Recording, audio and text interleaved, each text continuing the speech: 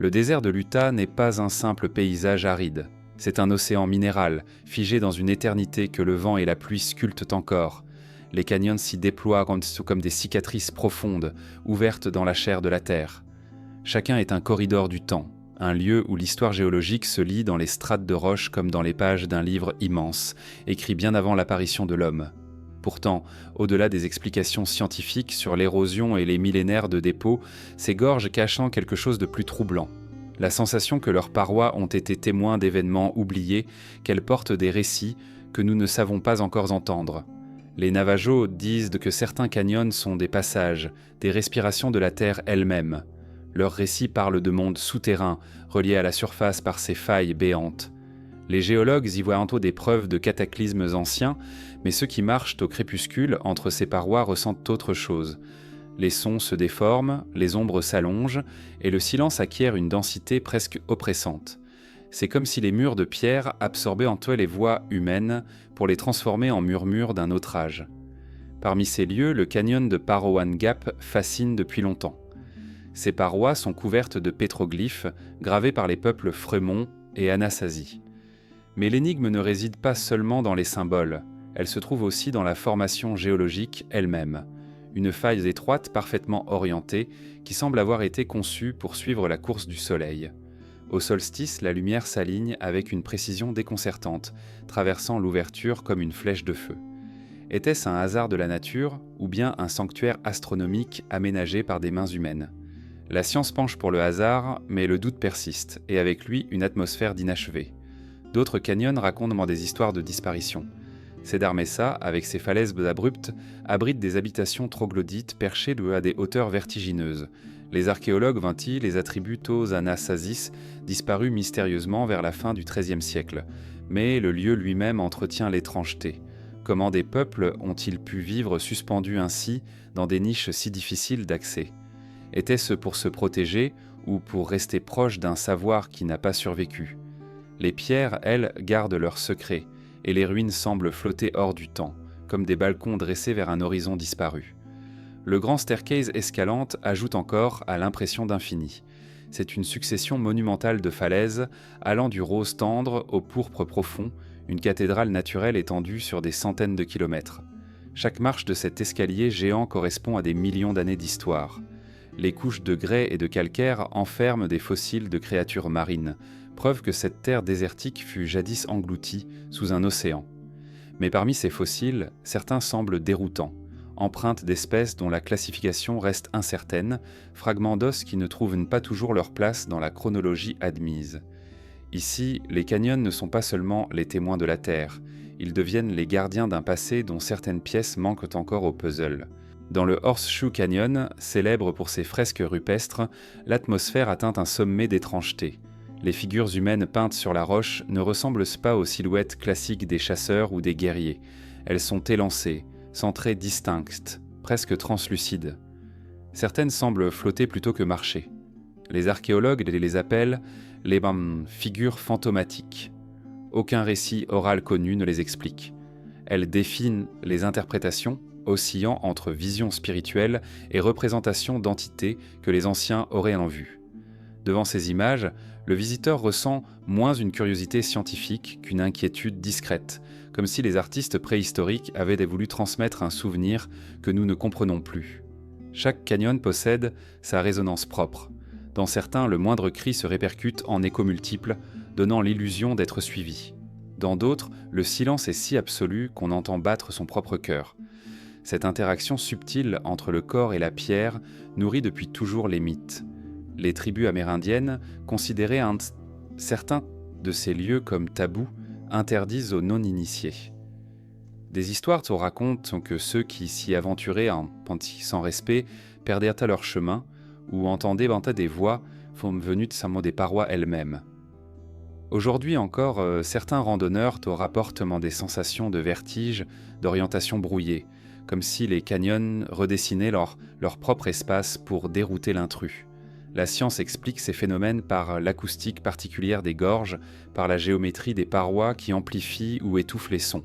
Mais l'expérience humaine, elle, demeure troublante, car ce qui dérange n'est pas seulement ce qu'on voit ou entend, mais ce que l'on ressent. l'impression de pénétrer dans une dimension où le temps se plie et se dilate. Certaines zones paraissent suspendues, comme si l'instant refusait d'avancer. D'autres, au contraire, accélèrent dans le rythme de la marche, donnant l'illusion d'un passage plus court qu'ils ne laissent en réalité. Ces sensations, difficiles à mesurer, restent des énigmes vécues. Les canyons de l'Utah sont aussi marqués par les traces d'eau disparues. D'anciens lits de rivières sculptent le désert en arabesques fossiles. Là où l'eau ne coule plus depuis des millénaires, les parois gardent encore l'empreinte de leur passage. Certaines cavités semblent avoir été creusées par des tourbillons si puissants que leur origine surprend les géologues. Comment expliquer de telles forces dans un climat où l'eau est rare ? Certains avancent l'hypothèse de déluge cataclysmique, d'autres évoquent des cycles climatiques encore mal compris. Quoi qu'il en soit, ces marques donnent au paysage l'apparence d'un champ de ruines hydrauliques, comme si un océan s'était retiré brusquement, laissant derrière lui des cicatrices béantes. À mesure que la lumière change, les canyons révèlent d'autres visages. À l'aube, ils paraissent fragiles pour baigner d'une lueur dorée. À midi, ils s'imposent avec une dureté écrasante. Mais c'est au crépuscule qu'ils deviennent énigmatiques. Les couleurs se fondent, les ombres s'allongent et les reliefs semblent se transformer. Des formes apparaissent dans la pierre, visages, animaux, silhouettes imaginaires. Illusions d'optique bien sûr, mais qui rappellent que l'œil humain cherche toujours des récits dans le chaos. Peut-être est-ce pour cela que tant de générations ont gravé, peint ou raconté ce qu'elles voyaient. Les canyons ne sont pas seulement un décor, ils sont un miroir reflétant l'inconscient de ceux qui les traversent. Les scientifiques continueront à étudier les roches, à dater les strates, à analyser les pigments. Mais il restera toujours cette part insaisissable, l'atmosphère, le poids invisible du lieu. Car ce qui fait mystère dans les canyons de l'Utah ne se limite pas à ce qui échappe à l'explication. C'est ce sentiment diffus, celui de marcher dans un espace où la mémoire de la Terre se confond avec celle de l'homme, où chaque pas semble réveiller un souvenir qui ne nous appartient pas. Et quand le voyageur quitte la gorge et retrouve la plaine ouverte, il garde en lui ce silence étrange, comme si les pierres continuaient à parler en sourdine. Un langage ancien, jamais oublié, mais que nous n'avons pas encore appris à comprendre. Au cœur du désert de l'Utah, les parois de pierre ne se contentent pas d'imposer leur silence. Elles parlent, mais dans une langue ancienne gravée au burin dans le grès rouge et l'ardoise noire. Des milliers de pétroglyphes parsèment la région, du Parowan Gap aux gorges de Nine Mile Canyon, formant l'une des plus vastes bibliothèques de symboles préhistoriques d'Amérique du Nord. Pourtant, malgré des décennies d'études, nombre de ces images échappent à l'interprétation. Elles semblent te transmettre un savoir dont la clé a été perdue, une mémoire sans traducteur, un récit dont nous ne possédons plus que les fragments. À première vue, certains motifs paraissent familiers. Des silhouettes humaines, des animaux, des scènes de chasse. On croit y voir le reflet d'un quotidien disparu. Mais en observant de plus près, les formes se dérobent, les corps sont stylisés, parfois sans bras ni visage, réduits à des figures géométriques. D'autres présentent des proportions impossibles, des têtes immenses sur des corps minuscules, des membres allongés au-delà du naturel. Les animaux eux-mêmes se transforment en créatures hybrides, mi-bison, mi-oiseau, ou en formes abstraites dont la signification échappe totalement. Ces anomalies se troublent, car elles suggèrent que l'intention n'était pas de représenter le réel, mais de transmettre autre chose, un concept, une vision, peut-être une expérience intérieure. Le Nine Mile Canyon, surnommé la galerie d'art la plus longue du monde, regroupe des milliers de ces gravures. Certaines montrent des alignements de cercles concentriques, d'étoiles, de spirales. Les archéologues supposent qu'il s'agit de cartes célestes ou de repères liés aux cycles agricoles. Mais l'énigme demeure. Pourquoi tant de variations ? Pourquoi des spirales qui semblent parfois s'ouvrir vers l'extérieur, parfois se contracter vers l'intérieur ? Pour les peuples Fremont et Anasazi, ces signes avaient peut-être des significations multiples, à la fois pratiques et spirituelles. Pour nous, ils sont comme des équations dont les inconnus ont disparu. L'un des pétroglyphes les plus mystérieux se trouve à Newspaper Rock, dans le sud-est de l'Utah. La surface rocheuse y est couverte d'images superposées sur des siècles comme une chronique ininterrompue. On y reconnaît des empreintes de pas, des silhouettes humaines à 6 doigts, des animaux improbables et même des formes qui ressemblent étrangement à des objets modernes. Disques, spirales parfaites, figures qui évoquent des antennes ou des engins. Les archéologues insistent sur la prudence. Il s'agit probablement de symboles liés à des récits mythologiques, à des visions chamaniques, mais l'impression persiste que certains de ces dessins dépassent le cadre connu.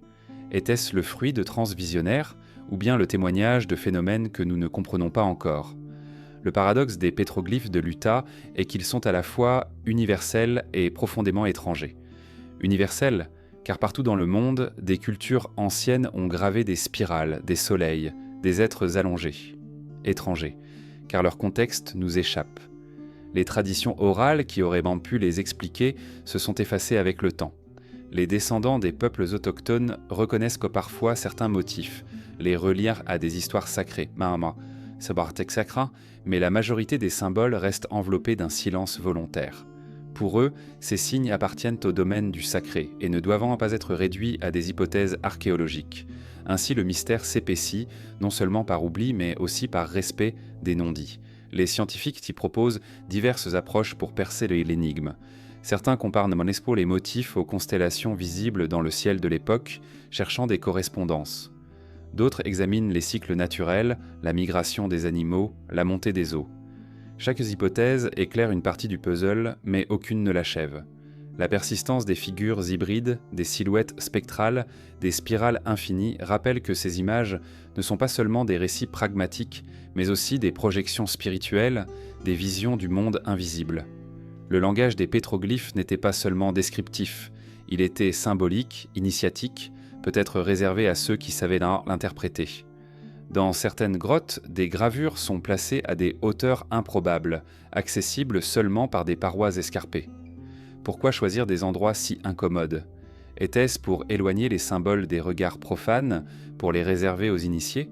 Ou bien parce que l'acte de gravure lui-même faisait partie d'un rituel nécessitant l'effort, le danger, le dépassement ?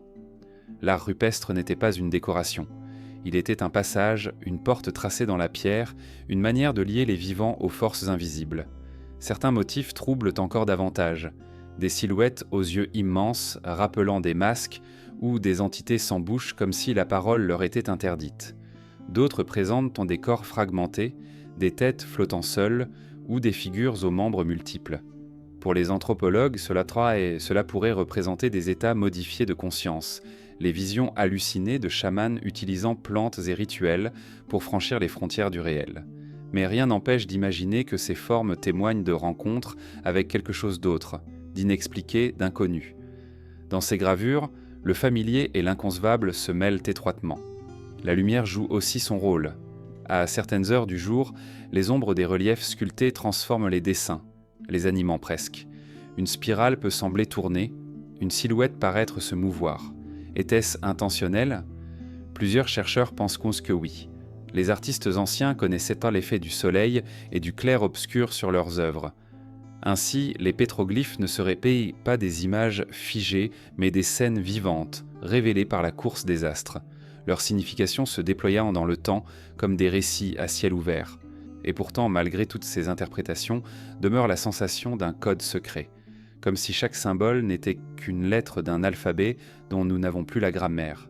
Les pétroglyphes nous parlent, mais dans un murmure dont le sens se perd au seuil de la compréhension.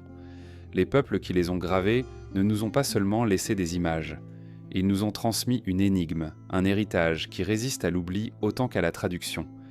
Les canyons de l'Utah conservent ainsi une double mémoire, celle des pierres qui racontent les bouleversements de la Terre, et celle des gravures qui révèlent quand les visions humaines, les mythes, les peurs et les espérances. Là où la science s'arrête commence le domaine du mystère, car ces signes inscrits dans la roche ne sont pas de simples témoignages du passé. Ils sont des invitations à percevoir autrement, à admettre que le réel possède des couches que nous n'avons pas encore explorées. Lorsque le soleil disparaît derrière les falaises et que les symboles s'enveloppent d'ombre, une impression subsiste. Ces gravures ne sont pas muettes. Elles attendent, elles nous regardent plus qu'elles ne se laissent regarder. Et peut-être, dans le silence du désert, elles murmurent encore à ceux qui savent écouter. Dans les profondeurs de l'Utah et du plateau du Colorado, les falaises rouges et les messas désertiques gardent le souvenir d'un peuple que l'on appelle aujourd'hui les Anasasis, ou Ancetas Tepanquantat Sekitolae, Setiuaran ancestral puebloans. Entre le 1er et le 13e siècle, ils érigèrent des villages troglodytes, des greniers suspendus dans les parois rocheuses, des kivas souterrains où brûlait le feu des rituels. Puis, soudain, leurs traces se fragmentent, s'effilochent jusqu'à disparaître dans le silence. Leurs constructions restent accrochées aux falaises comme des coquilles vides, témoignant d'une absence plus troublante encore que leur présence. Les archéologues expliquent souvent cette disparition par des causes naturelles, sécheresse prolongée, raréfaction des ressources, pression démographique. Mais dans ces paysages immenses, la logique rationnelle semble insuffisante. Les ruines dégagent autre chose, une impression de départ précipité, de migration forcée, de destin interrompu. Les Anasazi n'ont pas seulement quitté leur maison, ils ont laissé derrière eux un mystère qui défie encore la compréhension. Leur architecture, pourtant, témoigne d'un savoir complexe. Dans le canyon de Chaco, non loin de l'Utah, se dresse encore la trace d'une civilisation organisée. De grandes maisons communautaires, les Great Houses, s'étendaient en bande sur des centaines de pièces. Les murs de pierre, assemblés sans mortier, tiennent encore debout après presque un millénaire. Les alignements architecturaux révèlent une connaissance précise du ciel. Portes et fenêtres orientées vers les solstices, murs alignés sur les cycles lunaires. Rien de cela n'est le fruit du hasard. Les Anasazi regardaient le ciel et ils l'intégraient dans leur construction, comme si leur existence tout entière dépendait de cet équilibre entre terre et étoiles. Pourtant, au XIIIe siècle, Chaco Canyon s'éteint. Les routes qui reliaient les villages tombent en désuétude. Les kivas se remplissent de sable. Les fresques se ternissent. Dans l'Utah, à Mesa Verde, les habitations troglodytes se vident elles aussi. Ces cités suspendues dans les falaises, si difficiles à construire et si habilement conçues, sont abandonnées en quelques générations. Les chercheurs parlent d'une migration vers le sud, mais ce mot masque mal l'énigme. Où sont-ils partis ? Pourquoi n'ont-ils pas emporté davantage de traces matérielles ? Les peuples pueblo actuels, Hopis, Zunis et autres communautés du sud-ouest, se disent héritiers de ces anciens bâtisseurs. Leurs récits oraux évoquent des voyages initiatiques, des départs guidés par les esprits, des passages d'un monde à un autre. Dans leur mythe, le monde actuel n'est pas le premier. Il serait le 4e ou le 5e, chacun né d'un effondrement précédent. Peut-être faut-il lire l'histoire des Anasazi dans cette perspective, non pas comme une disparition, mais comme une transition, une traversée invisible d'un monde ancien vers un autre. Certains chercheurs observent aussi des signes de tension interne, des indices d'affrontement, de fortification, de villages perchés en hauteur pour se protéger. Était-ce une guerre entre clans ou une lutte pour les dernières têtes en ressources ? Les cendres retrouvées dans certains sites suggèrent sans des destructions violentes. Pourtant, d'autres villages furent abandonnés paisiblement, comme si les habitants étaient simplement partis, sans heurts. Cette dualité ajoute encore à la confusion. La fin des Anasazi n'est ni une tragédie unique, ni un simple effacement naturel. C'est une mosaïque de départs, de crises, de transformations dont le fil narratif s'est rompu. À Cedar Mesa, les greniers troglodytes témoignent d'un mode de vie rigoureux. Les habitants y conservaient leur maïs, leur base alimentaire, à l'abri des animaux et de l'humidité. Ces greniers, souvent dissimulés dans les parois les plus inaccessibles, étaient atteignables par des cordes ou des échelles amovibles. On imagine la discipline quotidienne, la surveillance constante des provisions. Mais on devine aussi l'angoisse. Chaque récolte manquée pouvait signer la famine. Les cycles de sécheresse du XIIIe siècle, attestés par les cernes des arbres, auraient pu déclencher une telle spirale. Pourtant, même dans l'adversité, pourquoi abandonner entièrement des structures aussi élaborées au lieu de les reconstruire ? Certains sites portent des marques plus étranges encore. Dans le canyon de Chaco, des pétroglyphes représentent des éclipses solaires, des supernovae, des phénomènes célestes rares. On y lit peut-être le témoignage d'événements cosmiques qui bouleversèrent leur vision du monde. Pour un peuple dont l'architecture et la spiritualité étaient étroitement liées aux astres, de tels signes pouvaient être interprétés comme des avertissements divins. Et si leur départ avait été moins une fuite qu'un rituel collectif, une obéissance à une injonction cosmique, les explorateurs modernes ressentent dans ces lieux une atmosphère particulière. À Mesa Verde, les villages troglodytes semblent flotter entre deux mondes, ni vraiment abandonnés, ni encore habités. Le silence y est dense, presque vibrant. Dans certains kivas, le vent produit des sons qui évoquent des chants lointains. Ces sensations, bien qu'expliquées par l'acoustique et l'imagination, nourrissent le sentiment que ces espaces ne sont pas entièrement vides, comme si leurs anciens habitants avaient laissé une empreinte invisible, une mémoire collective suspendue dans la pierre. Les archéologues parlent de effondrement sociétal, un terme sec qui ne dit rien de l'expérience vécue. Mais les récits autochtones, eux, parlent de voyage, de passage, de transformation. Les Anasazi auraient janté et rejoint d'autres mondes, visibles ou invisibles. Ils auraient en effet franchi une porte ouverte par les dieux ou suivi l'appel des ancêtres vers le sud. Ces mythes ne remplacent donc pas l'histoire, ils l'élargissent, la replacent dans un horizon spirituel où la disparition devient métamorphose. Aujourd'hui encore, les Pueblos conservent certaines pratiques héritées de ces anciens. Les kivas existent, piantent toujours, les danses rituelles perpétuent un cycle immémorial. Les symboles gravés dans la pierre trouvent un écho dans les masques et les chants. Ainsi, les Anasazi ne sont pas complètement absents. Leur énigme ne réside pas seulement dans leur départ, mais dans cette survivance diffuse, cette manière d'avoir traversé les siècles sous une forme discrète, comme une présence voilée. Le mystère de leur disparition n'est donc pas un vide, c'est une frontière, entre archéologie et mémoire, entre histoire et mythe, entre explication rationnelle et intuition spirituelle. Les canyons et les messas de l'Utah en portent encore l'empreinte. Leurs villages suspendus, leurs pétroglyphes, leurs routes oubliées témoignent d'un peuple qui a su lier le ciel et la terre, puis s'est effacé, laissant derrière lui une énigme inépuisable. Et lorsque le voyageur contemple les falaises de Mesa Verde au coucher du soleil, il a l'impression que les habitations pourraient s'illuminer à nouveau, que des silhouettes pourraient réapparaître dans les fenêtres sombres. Un instant fragile où le passé semble presque revenir avant de se dissoudre à nouveau dans le silence du désert. Au détour des vallées désertiques de l'Utah surgissent parfois des colonnes de pierre, hautes silhouettes façonnées par le vent et le temps.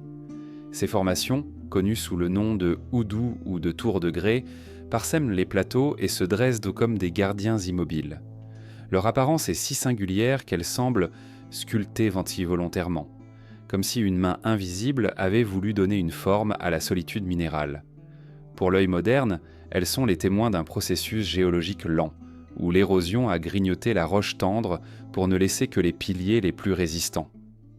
Mais pour ceux qui les contemplent au crépuscule, elles ressemblent à des statues oubliées, des monuments dressés par une civilisation disparue. Bryce Canyon, avec ses milliers de tours, est peut-être le lieu le plus saisissant de cette énigme. Ici, les houdous se regroupent en véritables forêts de pierres. Certains atteignent la hauteur d'immeubles modernes.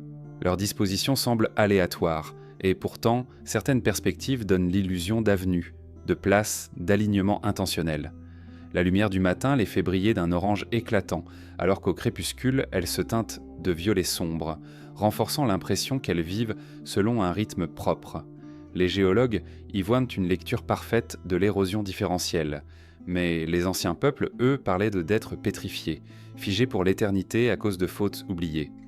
Les traditions Paiutes racontent que ces tours sont les Tuwen Anungwa, les peuples légendaires, transformés en pierre par les dieux. Ces êtres auraient défié les puissances supérieures et payé le prix de leur arrogance. Ainsi, chaque houdou serait un ancien vivant, emprisonné dans la roche, témoin silencieux d'une histoire mythique. En traversant Bryce Canyon, on comprend pourquoi ces récits persistent. Certaines tours ressemblent à des silhouettes humaines, avec des têtes larges posées sur des corps élancés. D'autres évoquent des animaux ou des formes hybrides. Le hasard géologique produit des statues naturelles qui nourrissent l'imaginaire, brouillant la frontière entre le monde des hommes et celui des dieux. Mais certaines formations soulèvent des questions plus précises. Dans des vallées isolées, certaines tours semblent disposer d'arêtes nettes, de formes presque géométriques, comme si elles avaient été polies ou taillées. Dans le désert de San Rafael, certains piliers semblent alignés en diagonale parfaite, rappelant des alignements mégalithiques. La science l'explique par des fractures naturelles et des schémas d'érosion. Pourtant, la symétrie troublante de certaines colonnes nourrit l'idée qu'elles auraient pu servir de repères, de bornes ou même de lieux de rituel. La fonction symbolique des tours de grès reste une énigme. Certaines sont entourées de pétroglyphes, comme si les peuples anciens les considéraient comme des centres d'énergie. D'autres se dressent près de sites funéraires associés puis à des pratiques spirituelles. Dans les récits Navajo, ces colonnes marquent parfois des passages entre les mondes. Elles seraient des piliers reliant la surface terrestre au monde souterrain ou céleste. Ainsi, les tours ne seraient pas seulement des témoins de pierre, mais des axes cosmiques, des repères dans la cartographie invisible du sacré. Ce qui trouble davantage, ce sont les échos universels. Dans d'autres parties du monde, des colonnes similaires apparaissent en Cappadoce, en Turquie ou dans la vallée des esprits en Australie. Partout, elles suscitent les mêmes légendes, êtres pétrifiés, géants endormis, portent vers d'autres dimensions. L'universalité du mythe interroge. Pourquoi tant de cultures distinctes ont-elles perçu dans ces formes naturelles autre chose qu'une simple curiosité géologique ? Peut-être parce que leur présence s'impose, presque humaine, comme si elles nous observaient, non ? Dans le parc de Goblin Valley, les formations prennent une tournure encore plus étrange. Là, les hoodoos sont plus trapus, souvent arrondis, rappelant des silhouettes grotesques, des créatures accroupies. Au crépuscule, lorsque les ombres s'étirent, le paysage ressemble à une armée figée, une assemblée de statues silencieuses. Les voyageurs du XIXe siècle qui traversaient la région parlaient quant d'une vallée hantée où l'on se sentait épié. Aujourd'hui encore, certains visiteurs rapportent une sensation de malaise, d'oppression douce, comme si les pierres dégageaient une présence invisible. Les explications psychologiques existent. Notre cerveau cherche toujours des visages, des formes connues. Mais ce sentiment persiste, renforcé par l'étrangeté du lieu. Les hoodoos posent aussi une question de temporalité. Ils se forment en milliers d'années, lentement sculptés par la pluie et le gel. Mais ils s'érodent aussi inexorablement. Certaines colonnes se sont déjà effondrées, d'autres vacillent. Ainsi, ces tours que nous contemplons sont temporaires à l'échelle de la Terre. Elles ne sont pas éternelles, mais des apparitions éphémères, des statues de passage. Peut-être est-ce cette fragilité qui les rend si mystérieuses. Elles portent la lenteur de l'éternité tout en annonçant leur propre disparition. Certains chercheurs en phénomènes inexpliqués avancent que les tours auraient pu servir de point de repère pour d'anciens voyageurs, voire de lieux de rituels astronomiques. Leur forme verticale, visible de loin, pourrait s'enguider à travers le désert. D'autres y voient des correspondances avec des constellations. Certains alignements rappelleraient Orion ou la Voie lactée. Ces théories les restent spéculatives, mais elles soulignent une intuition. Les tours de grès ne sont pas seulement des curiosités naturelles, elles semblent avoir été intégrées dans le tissu culturel et spirituel des peuples anciens. La nuit, leur mystère s'épaissit. Sous la voûte étoilée de l'Utah, les hoodoos projettent des ombres immenses. Leur silence devient présence. Les anciens les regardaient sans doute comme des médiateurs entre la terre et le ciel, des figures qui relieront le monde visible et l'invisible. On raconte que certains chamans venaient méditer auprès d'elles, cherchant des visions ou des rêves prophétiques. Le simple fait de se tenir parmi ces colonnes, isolées dans le désert, pouvait déclencher un sentiment de vertige, une ouverture de conscience. Pour le visiteur moderne, les tours de grès restent un mystère double. D'un côté, l'explication scientifique, rationnelle, démontre le rôle du temps, du climat, de l'érosion. De l'autre, la perception humaine insiste sur leur caractère étrange, presque intentionnel. Comme si la nature, en sculptant ses formes, avait voulu transmettre un message, un symbole. La pierre brute devient langage, mais un langage dont nous ne possédons pas encore les clés. Et lorsque le vent s'élève dans les canyons, faisant résonner les parois, les tours de grès semblent vibrer avec le paysage. Elles deviennent alors ce qu'elles ont toujours été.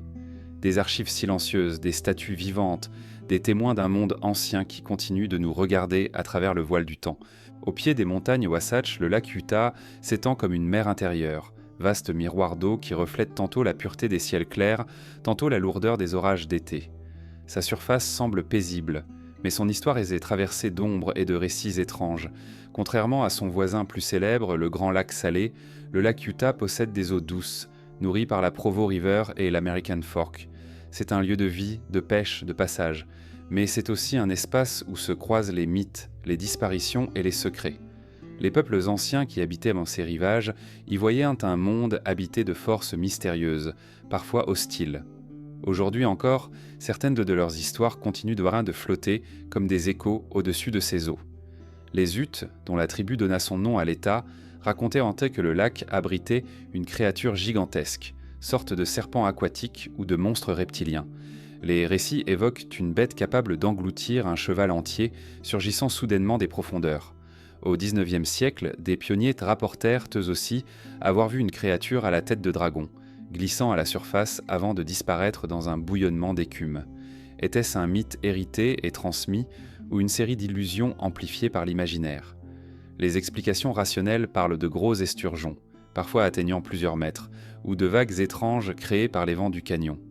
Mais la légende persiste, et beaucoup continuent d'appeler le monstre du lac Utah le serpent. Les eaux du lac semblent aussi liées à des disparitions mystérieuses. Des récits anciens racontent que des chasseurs ou des voyageurs s'y sont aventurés et n'en sont jamais revenus. Certains témoignages mentionnent des embarcations retrouvées vides, flottant à la dérive. Ces histoires rappellent celles d'autres lacs à travers le monde, où la profondeur devient synonyme de perte et de silence. Le lac Utah n'est pas particulièrement profond, mais ses fonds vaseux, ses marées et ses zones imprévisibles ont sans doute contribué à entretenir ces rumeurs. Pourtant, l'impression reste que quelque chose se cache dans ces eaux, quelque chose qui déjoue le regard. Sous la surface, les archéologues ont retrouvé des traces d'anciennes occupations humaines. Le lac a recouvert au fil des siècles des villages et des campements disparus, engloutissant des foyers, des outils, parfois même des sépultures. Lors des sécheresses, certains vestiges émergent, rappelant que le rivage n'a jamais été stable. Les fluctuations de l'eau ont sans doute avalé bien des histoires, effaçant les preuves d'événements oubliés. L'idée de village noyé nourrit l'imaginaire, un monde caché sous les vagues, un passé invisible qui continue d'exister dans les profondeurs. Les géologues, eux, rappellent que le lac Utah est un fragment de quelque chose de plus vaste. L'ancien lac Bonneville, immense mer intérieure qui couvrait autrefois une grande partie de l'Utah, du Nevada et de l'Idaho. Lorsque Bonneville s'assécha il y a environ 14 000 ans, il laissa derrière lui des bassins isolés, dont le Grand Lac Salé et le lac Utah. Ainsi, chaque vague qui clapote sur ses rives est l'écho d'un océan disparu. Peut-être est-ce cette mémoire enfouie qui alimente les légendes, l'idée que les eaux ne sont pas seulement un élément naturel, mais le vestige d'une immensité engloutie. Les pêcheurs racontent aussi leurs propres histoires. Certains jurent avoir aperçu des lumières mystérieuses sous la surface, comme des lueurs mouvantes, phosphorescentes, qui se déplacent lentement avant de s'éteindre. La science évoque la bioluminescence, phénomène rare mais possible, causé par des micro-organismes. Pourtant, dans l'imaginaire local, ces lueurs deviennent des lanternes fantomatiques, des signaux venus d'un autre temps. On parle d'âmes perdues ou de gardiens invisibles du lac. Ces récits s'ajoutent aux visions de créatures, renforçant l'idée que les eaux de l'Utah cachent plus qu'elles ne révèlent. Les explorateurs du XIXe siècle, fascinés par les paysages de l'Ouest, décrivaient dans le lac Utah avec un mélange d'admiration et d'inquiétude. Certains journaux de colons évoquent des nuits passées sur ces rives, troublées par des bruits inexplicables. Des grondements, des clapotis puissants, comme si quelque chose de massif bougeait dans l'eau. D'autres racontaient des visions fugaces, silhouettes sombres surgissant puis disparaissant dans le crépuscule. Pour des voyageurs épuisés, affrontant la faim et l'incertitude, l'imagination pouvait transformer le moindre signe en prodige. Mais leurs récits ont contribué à fixer une aura de mystère autour de ce lac, aura qui persiste encore. Les Utes ne considéraient pas le lac seulement comme une source de légende. Pour eux, il était aussi un lieu sacré habité par des esprits puissants. Certaines zones étaient à éviter, interdites à la baignade ou à la pêche. Ces interdits étaient été transmis sans explication, comme des règles tacites, renforçant le sentiment que les eaux n'étaient pas simplement naturelles, mais investies d'une force invisible. Les colons européens, en ignorant ces interdictions, ont sans doute amplifié les tensions et alimenté la peur de l'inconnu. Ce qui intrigue également, c'est la récurrence des mythes de créatures aquatiques dans cette région semi-aride. Pourquoi tant d'histoires liées à l'eau dans un désert dominé par la pierre et la sécheresse ? Peut-être parce que l'eau, rare et précieuse, concentrait toutes les inquiétudes et toutes les espérances. Elle était à la fois source de vie et menace, capable de nourrir mais aussi d'engloutir. Ainsi, le lac Utah n'était pas seulement un réservoir, mais un espace liminal, un seuil entre le monde connu et celui des forces mystérieuses. À la tombée du soir, lorsque le soleil s'éteint derrière les montagnes et que les vents soulèvent de petites vagues, le lac prend une atmosphère singulière. Les reflets sombres masquent la profondeur et l'esprit imagine ce qui se cache dessous. Peut-être un monstre ancestral, peut-être des ruines oubliées, peut-être seulement le jeu du courant. Mais le mystère demeure, comme suspendu entre l'eau et le ciel. Les scientifiques continuent d'explorer le lac, de mesurer ses fonds, d'étudier sa biodiversité. Ils observent les poissons, les oiseaux migrateurs qui en font un refuge. Mais au-delà des données et des cartes, persiste une autre vérité, celle des récits, des peurs, des visions. Le lac Utah est un espace où se rencontrent deux langages, celui de la science, clair mais incomplet, et celui du mythe, obscur mais persistant. Entre les deux, il garde son secret, comme une énigme toujours renouvelée. Et lorsque l'on s'éloigne de ses rives, le souvenir qui reste n'est pas celui d'un simple paysage. C'est une impression, celle d'avoir effleuré quelque chose qui échappe, comme si les eaux avaient murmuré une histoire que l'on n'a pas su entendre, mais qui continue de résonner en soi, longtemps après le silence retrouvé. Dans le désert de l'Utah, les pierres ne sont pas seulement des témoins immobiles du temps. Certaines semblent avoir été dressées, choisies ou utilisées comme repères célestes. Le ciel nocturne, vaste et pur, a toujours fasciné les peuples anciens. Dans l'obscurité sans lumière artificielle, les étoiles paraissaient en plus proches, plus denses, presque palpables. Les montagnes, les mésas, les canyons, tout devenait cadran ou repère. Aujourd'hui encore, des archéologues et des astronomes amateurs observent donc que certaines formations naturelles et certains sites construits semblent alignés avec une précision troublante sur les cycles du Soleil, de la Lune et des étoiles, comme si la géographie elle-même avait été transformée en instrument cosmique. Le Parowan Gap est sans doute l'exemple le plus saisissant. Cette faille étroite dans une chaîne de collines, orientée est-ouest, attire depuis des siècles les regards. Les parois y sont couvertes de pétroglyphes mystérieux, spirales, cercles, silhouettes animales. Mais ce qui intrigue surtout, c'est le comportement du soleil.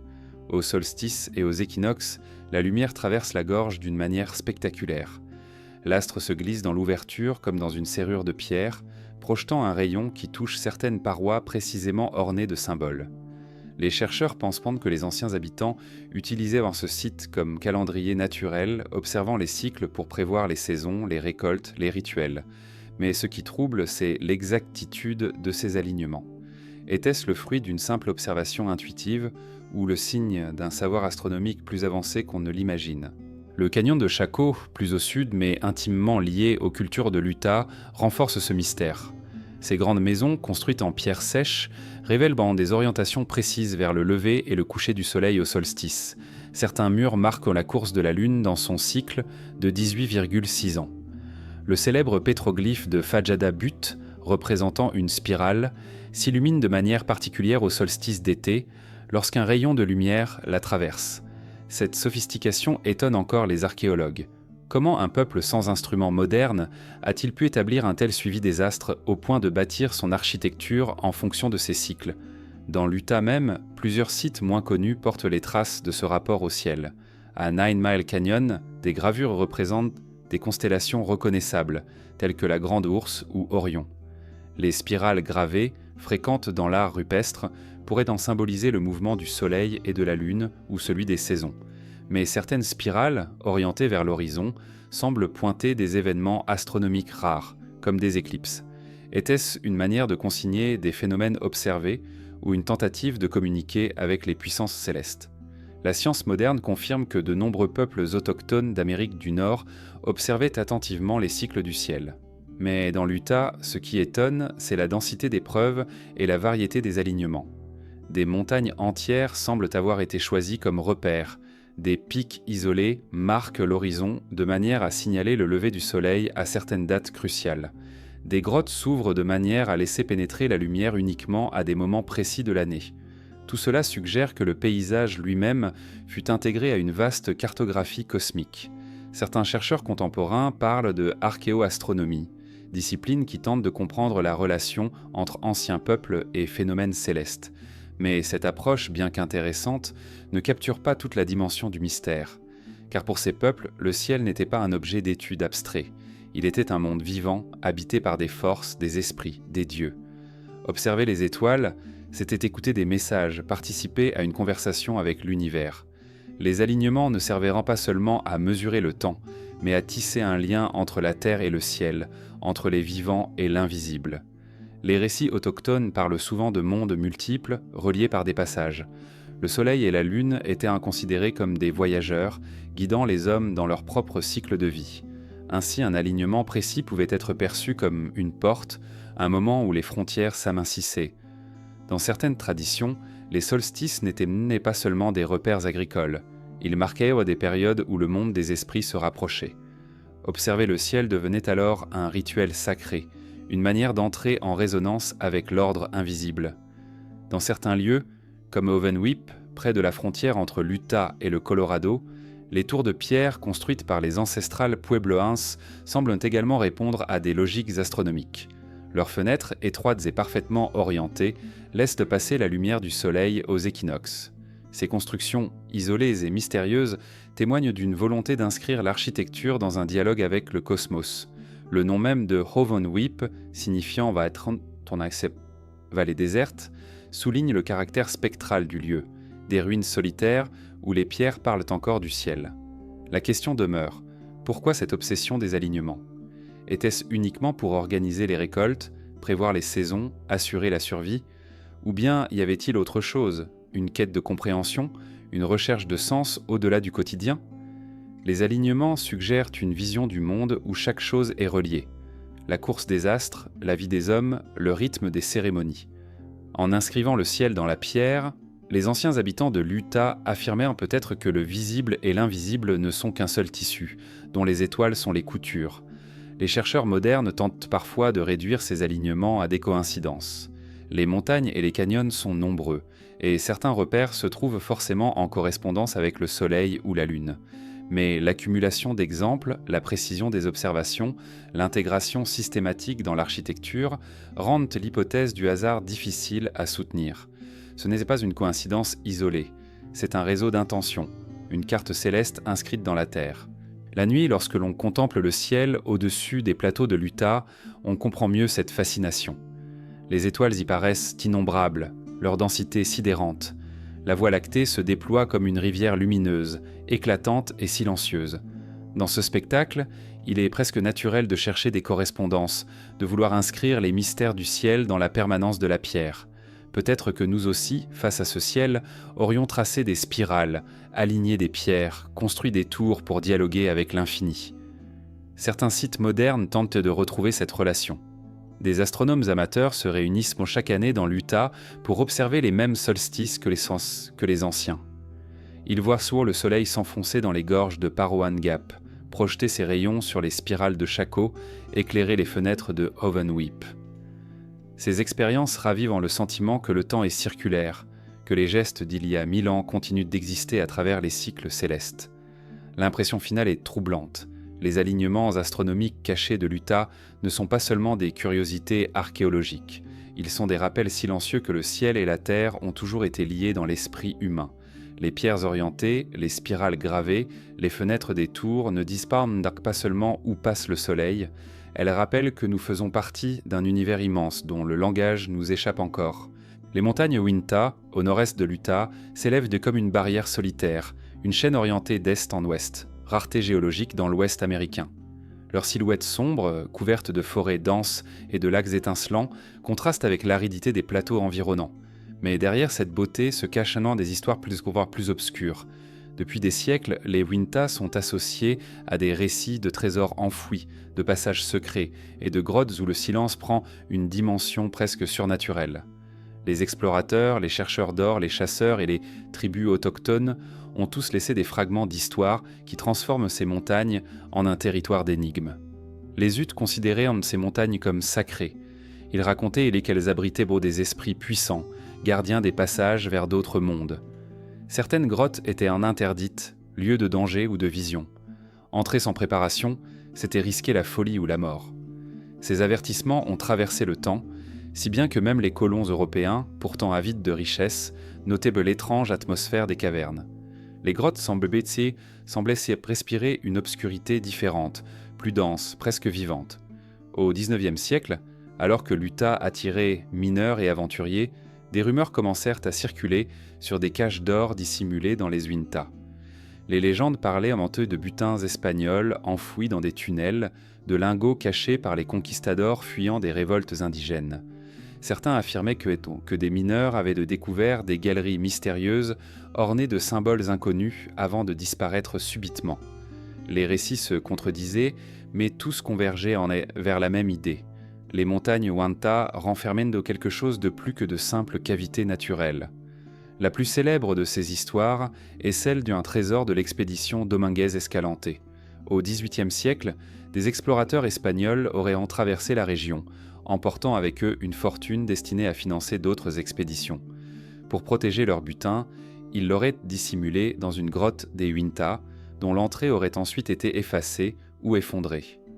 Depuis, d'innombrables chasseurs de trésors ont cherché ce lieu. Certains prétendent avoir trouvé des indices, croix gravées dans la pierre, cartes anciennes, tunnels effondrés. Aucun trésor n'a jamais été officiellement découvert, mais les recherches continuent, alimentant la fascination et le mystère. Mais au-delà des histoires d'or, ce sont les grottes elles-mêmes qui intriguent. Certaines présentent dans des galeries profondes, aux formes étranges. Des spéléologues ont rapporté des sensations inhabituelles, variations soudaines de température, échos déformés, impression d'être observés. Quelques-uns racontent avoir entendu des sons semblables à des battements ou des chuchotements venant des profondeurs. La science explique ces phénomènes par la résonance des cavités, les courants d'air, les illusions sonores. Pourtant, ceux qui les ont vécus gardent le sentiment que ces lieux possèdent une présence. Certains chercheurs d'énigmes avancent l'idée que les grottes des Uinta ne seraient donc pas toutes naturelles.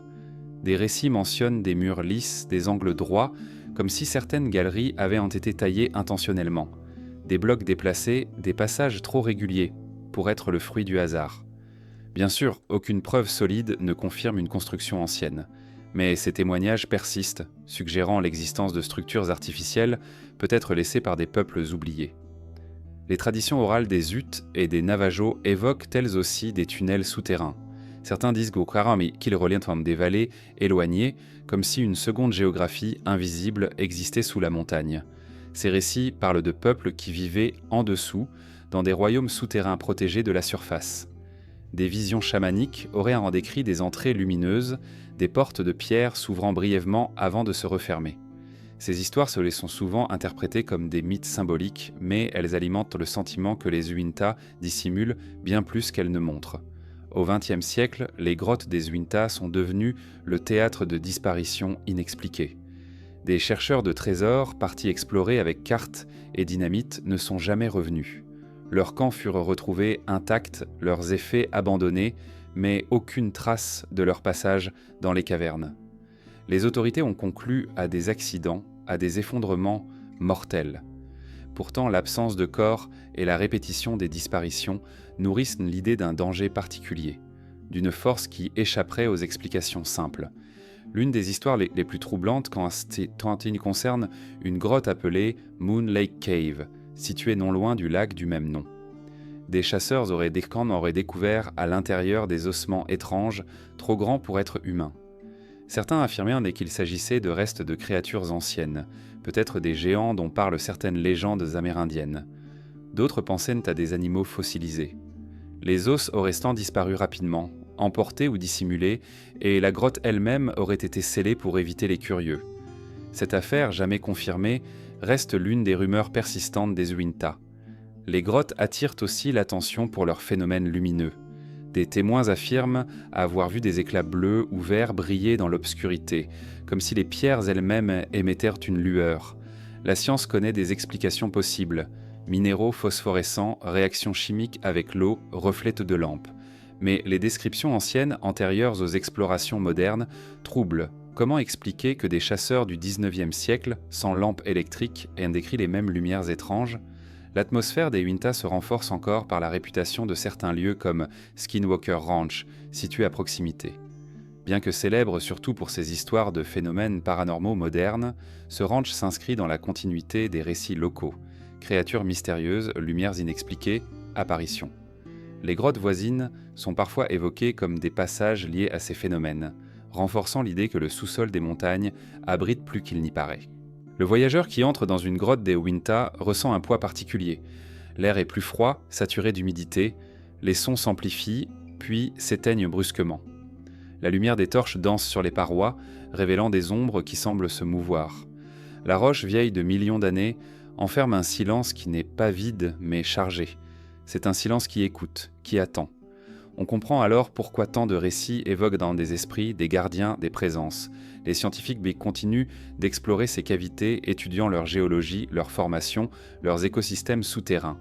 Mais à côté de ces explications, une autre dimension persiste, celle du mystère. Car même les descriptions rationnelles ne parviennent pas à dissiper l'étrange. Au contraire, plus on étudie, plus on découvre de nouvelles anomalies. Couloirs qui se prolongent au-delà des cartes, effondrements inexplicables, échos qui semblent répondre à des voix.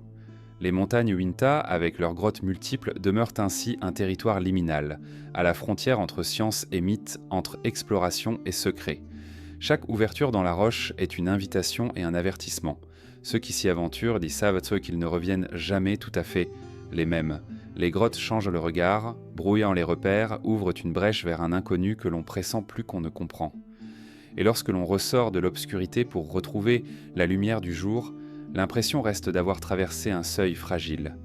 Comme si, dans les profondeurs de ces montagnes, un monde parallèle avait effleuré le nôtre avant de se refermer, laissant derrière lui un silence plus dense encore que celui des forêts qui couvrent leurs flancs. Dans les étendues silencieuses de l'Utah, les légendes des peuples autochtones continuent de circuler comme des courants invisibles. Parmi elles, celles des Navajos occupent une place singulière. Leurs récits ne sont pas de simples histoires destinées à expliquer le monde. Ils sont des fragments de mémoire transmis de génération en génération, où se mêlent visions, avertissements et vérités spirituelles. Les créatures qui peuplent ces mythes ne sont pas seulement des symboles, elles incarnent la présence tangible d'un univers parallèle, toujours proche, toujours menaçant. Les Navajos parlent d'abord des skinwalkers, figures les plus redoutées de leur tradition. Ce terme désigne des êtres capables de se transformer en animaux, loups, coyotes, corbeaux, pour agir dans l'ombre. Ces métamorphes, souvent décrits comme des sorciers ayant rompu avec l'ordre naturel, incarnent la perversion du pouvoir spirituel. Contrairement aux chamans qui utilisaient leur savoir pour soigner ou guider, les skinwalkers cherchaient le contrôle, la peur, la destruction. On dit qu'ils se glissaient dans les campements la nuit, que leurs yeux brillaient comme des braises dans l'obscurité. Certains récits racontent qu'ils pouvaient courir plus vite que les voitures, franchir les distances comme s'ils défiaient le temps. Le territoire de l'Utah, et en particulier les plaines qui bordent les montagnes Uinta, est saturé de ces histoires. Les éleveurs parlent de bétail retrouvé mutilé. Les chasseurs évoquent des silhouettes étranges observées à la tombée du jour. La science, lorsqu'elle s'intéresse à ces récits, invoque des prédateurs, des maladies, des accidents. Mais pour les Navajos, il ne s'agit pas d'animaux ordinaires. Ce sont des présences capables de manipuler la peur elle-même. Ce qui frappe, ce n'est pas seulement la description des faits, mais l'intensité du malaise qui accompagne ces récits. Comme si le skinwalker n'était pas seulement vu, mais ressenti, inscrit dans la mémoire des lieux. À côté de ces figures maléfiques, d'autres créatures peuplent les récits. Le Yeitso, géant monstrueux de la tradition navajo, incarne la force brute et destructrice. On dit qu'il parcourait autrefois les canyons, qu'il dévorait les hommes et semait la terreur jusqu'à être vaincu par les jumeaux mythologiques, héros culturels chargés de protéger l'humanité. Pourtant, même après sa défaite, son ombre reste. Certains reliefs de l'Utah, blocs immenses éparpillés dans les vallées, sont présentés comme les restes pétrifiés de ce combat ancien. Le paysage lui-même devient archive, sculpture silencieuse d'un affrontement oublié. Les Navajos évoquent aussi les Holy People, êtres sacrés qui vivent dans les montagnes, les grottes et les étoiles. Ces entités ne sont pas toutes bienveillantes. Certaines guident, d'autres punissent. Leur présence se manifeste souvent par des visions, des rêves, des signes inscrits dans la nature. Dans certains canyons, les pétroglyphes représentant des figures élancées, aux yeux immenses dits devant, sont parfois interprétés comme des représentations de ces esprits. Les chercheurs y voient des images chamaniques, des figures symboliques. Mais pour les Navajos, ce sont des rencontres, des souvenirs fixés dans la pierre pour rappeler la proximité du monde invisible. Les récits de créatures ne sont pas isolés. Ils s'inscrivent dans un cadre plus vaste, celui d'un univers où les frontières entre les mondes sont fragiles. La nuit, le désert devient un espace de passage. Les étoiles brillantent avec une intensité telle que l'on a l'impression qu'elles se rapprochent de la terre. Les silhouettes animales qui traversent la steppe semblent se dédoubler, mi-réelles, mi-spectrales. Dans cet environnement, il n'était pas difficile d'imaginer des créatures surgissant de l'ombre, à la fois matérielles et spirituelles. Les colons européens, en arrivant dans la région, furent eux aussi frappés par ces histoires. Certains adoptèrent les récits, parlant de sorciers du désert ou de loups-démons. D'autres les interprétèrent comme des superstitions destinées à effrayer les enfants, mais les témoignages contemporains persistent. Dans les ranchs isolés, des habitants rapportent encore des expériences troublantes, bruits inexplicables, formes mouvantes à la lisière des forêts, yeux brillants observés dans la nuit. Ces récits modernes, qu'on les prenne pour des illusions ou pour des témoignages sincères, prolongent l'écho ancien des mythes navajos. Les créatures légendaires servent aussi de repères moraux. Elles rappellent que le pouvoir mal utilisé corrompt, que l'avidité et la transgression attirent le chaos. Le Skinwalker en particulier incarne cette peur, celle de voir un membre de la communauté choisir la voie sombre, utiliser la magie pour nuire. Les récits Bartholdi fonctionnent alors comme des avertissements. Mais au-delà de la morale, il reste ce trouble, la conviction que ces figures ne sont pas seulement des symboles, mais des présences réelles, capables de se manifester encore. La géographie de l'Utah renforce cette impression. Les plaines désertiques, les plateaux, les canyons profonds créent des espaces où la perception se brouille. Le silence est si vaste qu'un simple écho peut sembler une voix étrangère. Le vent, lorsqu'il s'engouffre dans les gorges, produit des sons qui rappellent des chants ou des gémissements. Les ombres portées par la lune transforment les rochers en silhouettes mouvantes. Dans cet environnement, l'esprit humain projette ses peurs et ses croyances. Mais il est tout aussi possible que ce soit le paysage lui-même qui suscite et nourrit ces expériences. Certaines traditions navajos parlent d'animaux messagers, capables de franchir les mondes. Le corbeau, le coyote, le serpent sont à la fois des figures naturelles et des incarnations spirituelles. Ils apparaissent dans les récits comme des guides, mais aussi comme des trompeurs. Dans le désert de l'Utah, leur présence est fréquente. Voir un corbeau immobile sur un rocher, observer un coyote traversant la route au crépuscule devient un signe, une interpellation. Le mythe et le réel s'entrelacent, transformant chaque rencontre animale en une expérience symbolique. Aujourd'hui, ces récits continuent de nourrir l'imaginaire collectif. Ils inspirent des histoires modernes, des films, des enquêtes paranormales. Mais dans les communautés navajo, ils gardent un poids sacré. Parler des skinwalkers, par exemple, est encore considéré comme dangereux. Les nommer, c'est risquer d'attirer leur attention. Le silence devient alors une protection, et la transmission des récits se fait avec prudence, comme si l'acte même de raconter pouvait ouvrir une porte. Dans les nuits si profondes des plaines de l'Utah, il est facile de comprendre ce silence. Lorsque les étoiles couvrent le ciel comme une mer de lumière, lorsque le vent souffle sans obstacle, l'esprit vacille.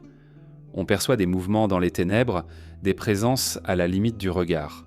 Et l'on se souvient des récits. Créatures pétrifiées dans la pierre, sorciers transformés en bêtes, esprits errants entre deux mondes. Qu'ils soient réels ou symboliques importe peu. Ce qui compte, c'est l'expérience de cette frontière fragile où le connu et l'inconnu se frôlant. Les créatures des mythes navajos continuent ainsi de hanter les terres de l'Utah. Elles vivent dans les histoires, dans les pierres gravées, dans les forêts et les plaines. Elles ne sont jamais tout à fait visibles, jamais tout à fait absentes. Elles rappellent que le monde n'est pas aussi solide qu'il en a l'air, que sous la surface de la réalité se cache un réseau d'ombres et de présences que nous ne savons pas toujours nommer. Dans les nuits si profondes des plaines de l'Utah, il est facile de comprendre ce silence. Lorsque les étoiles couvrent le ciel comme une mer de lumière, lorsque le vent souffle sans obstacle, l'esprit vacille. On perçoit des mouvements dans les ténèbres, des présences à la limite du regard. Et l'on se souvient des récits. Créatures pétrifiées dans la pierre, sorciers transformés en bêtes, esprits errants entre deux mondes. Qu'ils soient réels ou symboliques importe peu. Ce qui compte, c'est l'expérience de cette frontière fragile où le connu et l'inconnu se frôlant.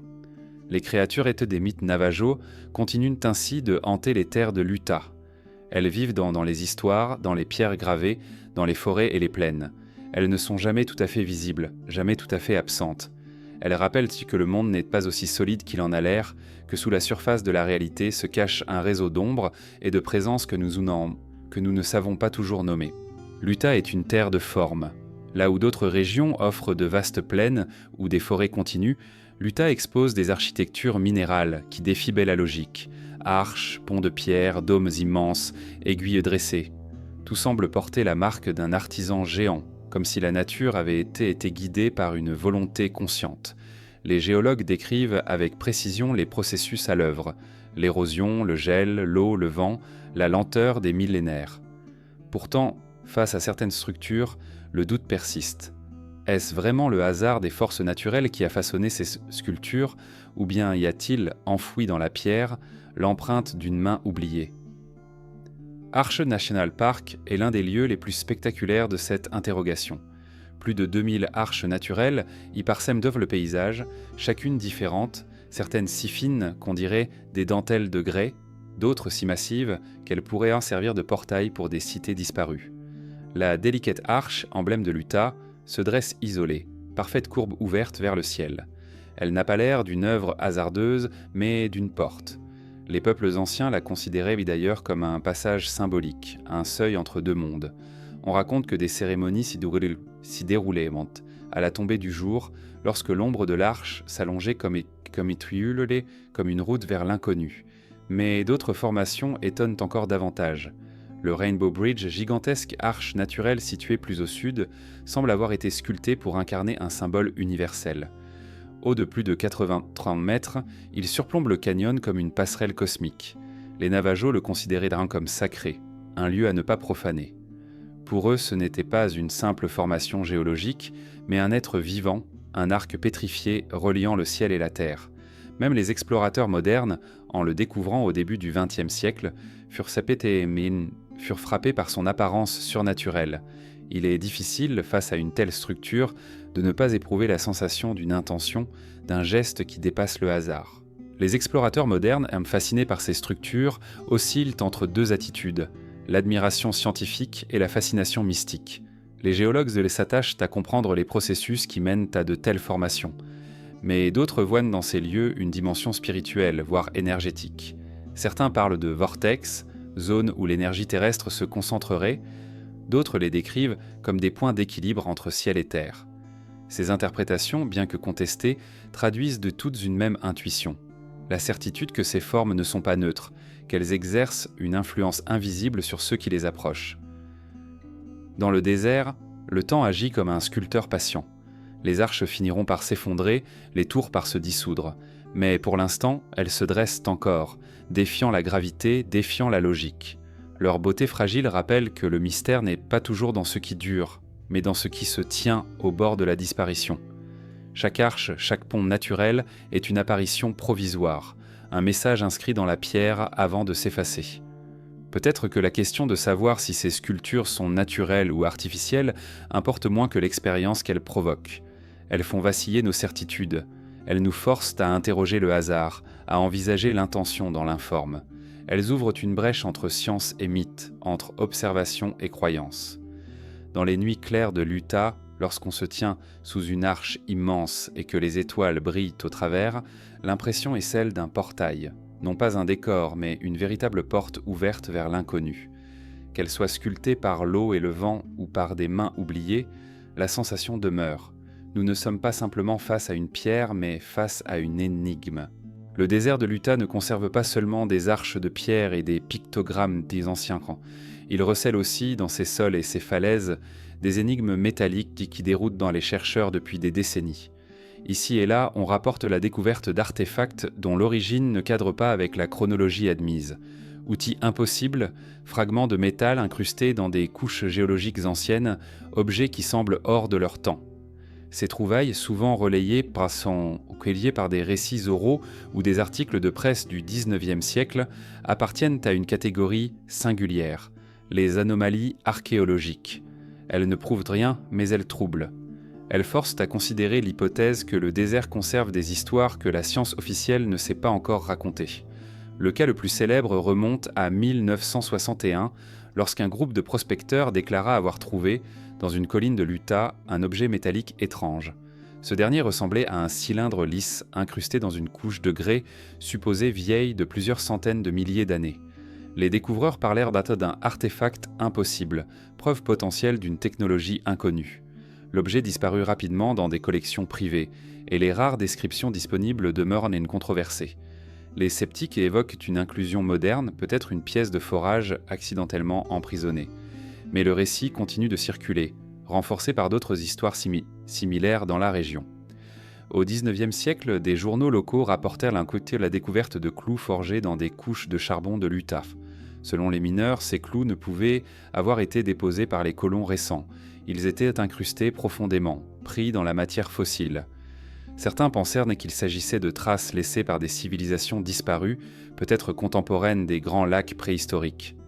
D'autres imaginaient des voyageurs venus d'ailleurs, déposant des preuves de leur passage. Les scientifiques expliquèrent qu'il s'agissait probablement de formations naturelles ressemblant à des clous, ou de contamination moderne mal interprétée. Pourtant, ces récits demeurent dans les archives, alimentant la légende des métaux anachroniques. Dans le désert de San Rafael, des rumeurs circulent également sur des galeries où l'on aurait trouvé des parois métalliques, lisses comme du cuivre poli. Des explorateurs amateurs affirment avoir vu ces surfaces avant qu'elles ne disparaissent, dynamitées ou recouvertes par des effondrements. Ces récits invérifiables rappellent d'autres histoires à travers le monde où des parois minérales sont interprétées comme des structures artificielles. Ici, dans le silence de l'Utah, l'idée prend une dimension particulière. Et si certaines montagnes contenaient les vestiges d'installations oubliées, absorbées par la roche au fil des millénaires, plus troublants encore sont les témoignages d'objets métalliques associés à des pétroglyphes. Dans certaines zones, des fragments de cuivre et de bronze ont été retrouvés près de gravures anciennes. Leur analyse révèle parfois des alliages simples, compréhensibles pour des cultures préhistoriques. Mais d'autres fragments semblent plus complexes, comme si la métallurgie avait atteint un niveau inattendu dans ces régions. Était-ce le fruit d'échanges avec d'autres peuples ou la trace d'expériences locales perdues ? La question reste ouverte et les preuves demeurent rares. L'énigme prend une autre dimension avec les rumeurs modernes. En 2020, dans le désert du sud de l'Utah, des biologistes aériens découvrirent par hasard un monolithe métallique brillant planté au milieu d'un canyon isolé. Haut de 3 mètres, parfaitement lisse, il rappelait les sculptures minimalistes du XXe siècle, mais son emplacement déconcerté. Aucun chemin n'y menait facilement, aucun indice ne permettait d'expliquer comment il avait été installé. Les autorités parlèrent d'une œuvre d'art anonyme déposée clandestinement. Quelques jours plus tard, le monolithe disparut sans explication, renforçant la fascination et les théories. Certains y virent une blague, d'autres un message, d'autres encore une réminiscence moderne d'artefacts plus anciens. Quoi qu'il en soit, ce monolithe rappela brutalement que le désert de l'Utah garde une capacité intacte à susciter le mystère, même à l'ère contemporaine. Ce mélange de découvertes anciennes et de récits récents crée un fil rouge, celui d'un territoire où le métal apparaît comme un intrus, une anomalie. Dans un paysage dominé par la pierre et le sable, chaque éclat métallique devient une énigme. Les peuples autochtones eux-mêmes parlaient un peu de métaux sacrés. Le cuivre, par exemple, était considéré comme un matériau doté de pouvoirs particuliers, utilisé pour les parures et les rituels. Mais certains récits oraux évoquent des métaux donnés par les esprits, tombés du ciel ou extraits de grottes interdites. Peut-être ces récits sont-ils des souvenirs déformés de météorites ou de rencontres avec des phénomènes inexpliqués. Les météorites, justement, jouent un rôle important dans l'imaginaire. L'Utah a vu tomber plusieurs fragments célestes au cours des siècles. Leur fer, poli et sombre, a pu être utilisé par les peuples anciens. Mais pour ceux qui découvraient ces pierres venues du ciel, elles n'étaient pas de simples matériaux, elles étaient pendant des messages. Les cratères laissés par ces impacts, les fragments scintillants découverts au hasard des chemins, nourrissaient l'idée que le ciel lui-même déposait des dons, parfois menaçants, parfois protecteurs. Certains chercheurs en phénomènes inexpliqués évoquent aussi la possibilité de mines oubliées. Dans les montagnes de l'Utah, on trouve encore des galeries effondrées dont l'origine reste obscure. Certaines sont attribuées aux pionniers du XIXe siècle, d'autres aux explorateurs espagnols, mais quelques-unes paraissent plus anciennes, sans datation claire. Des rumeurs circulent sur des outils aux crottes métalliques découverts à proximité, trop usés pour appartenir aux colons récents, mais trop sophistiqués pour être attribués aux cultures préhistoriques locales. Ces découvertes isolées, souvent non documentées, alimentent le mythe des civilisations perdues, bâtisseurs anonymes qui auraient laissé derrière eux des traces effacées par le temps. La difficulté de ces récits réside dans leur caractère insaisissable. Les preuves disparaissent, les objets sont perdus, les archives sont fragmentaires. La science exige des données vérifiables, reproductibles. Le mystère, lui, s'épanouit dans les zones d'ombre. Chaque clou trouvé dans une couche de charbon, chaque cylindre métallique dans une roche, chaque monolithe surgissant dans le désert ajoute une pièce à un puzzle sans cadre. C'est peut-être cette absence de certitude qui nourrit le plus la fascination.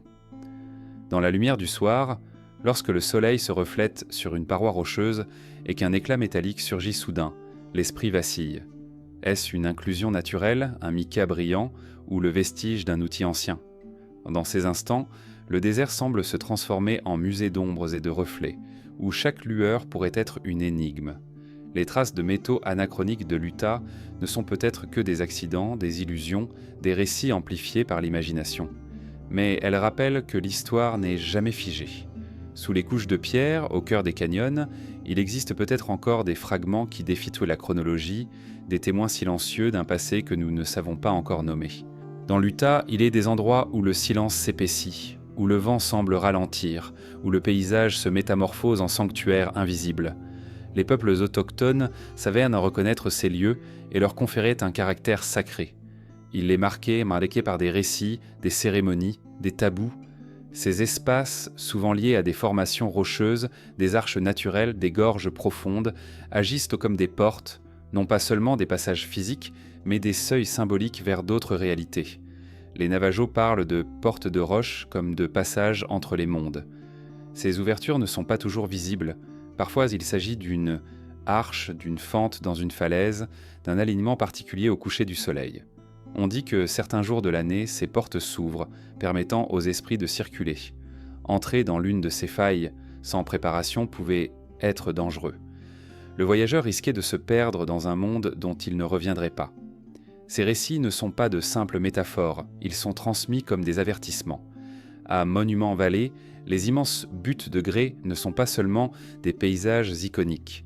Elles sont, pour les dîners, des êtres vivants, chargés d'une présence spirituelle.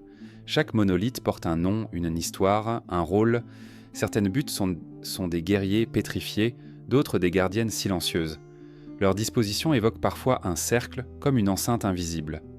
Pour les visiteurs modernes, Monument Valley est une carte postale. Pour les peuples qui y vivent, c'est un temple à ciel ouvert. L'Utah regorge d'arches naturelles considérées comme sacrées. Delicate Arch, Rainbow Bridge ou encore Double Arch ne sont pas perçues comme de simples curiosités géologiques. Elles sont vues d'en-dessous comme des portails. Les cérémonies sont eux qui s'y déroulaient, consistaient souvent à franchir l'arche, geste symbolisant le passage d'un état à un autre, de l'enfance à l'âge adulte, de la vie à la mort, du visible à l'invisible. Passer sous l'arche, c'était accepter la transformation.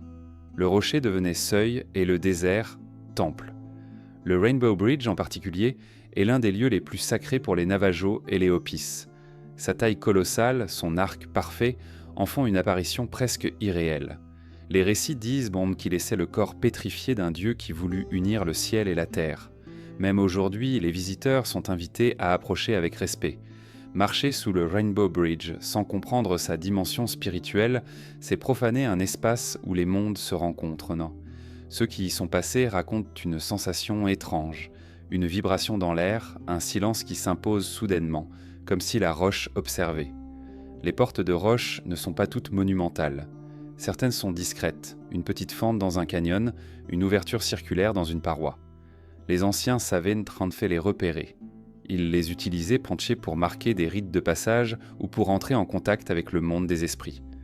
Certaines de ces portes sont alignées avec les solstices. À un moment précis de l'année, le soleil s'y glisse, illuminant brièvement l'ouverture comme un signal. Ces instants étaient vécus comme des révélations, des moments où l'ordre cosmique se dévoilait. Le canyon de Parowan Gap, déjà évoqué pour ses pétroglyphes, est aussi perçu comme une porte. La faille étroite, orientée parfaitement, semble inviter le voyageur à traverser.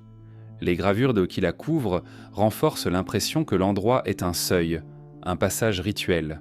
Les peuples anciens ne gravaient pas au hasard. Chaque symbole placé près d'une ouverture signifiait quelque chose, un avertissement, une bénédiction, une clé. Les chercheurs modernes y voient un calendrier astronomique, mais la symbolique d'une porte reste forte. Entrer, franchir, quitter un monde pour un autre. Il existe aussi des montagnes entières considérées comme des portails. Les Ouanta, déjà enveloppés de mystère, sont parfois décrites comme des lieux où le sol s'ouvre. Des grottes profondes, invisibles aux étrangers, seraient des portes vers les royaumes souterrains.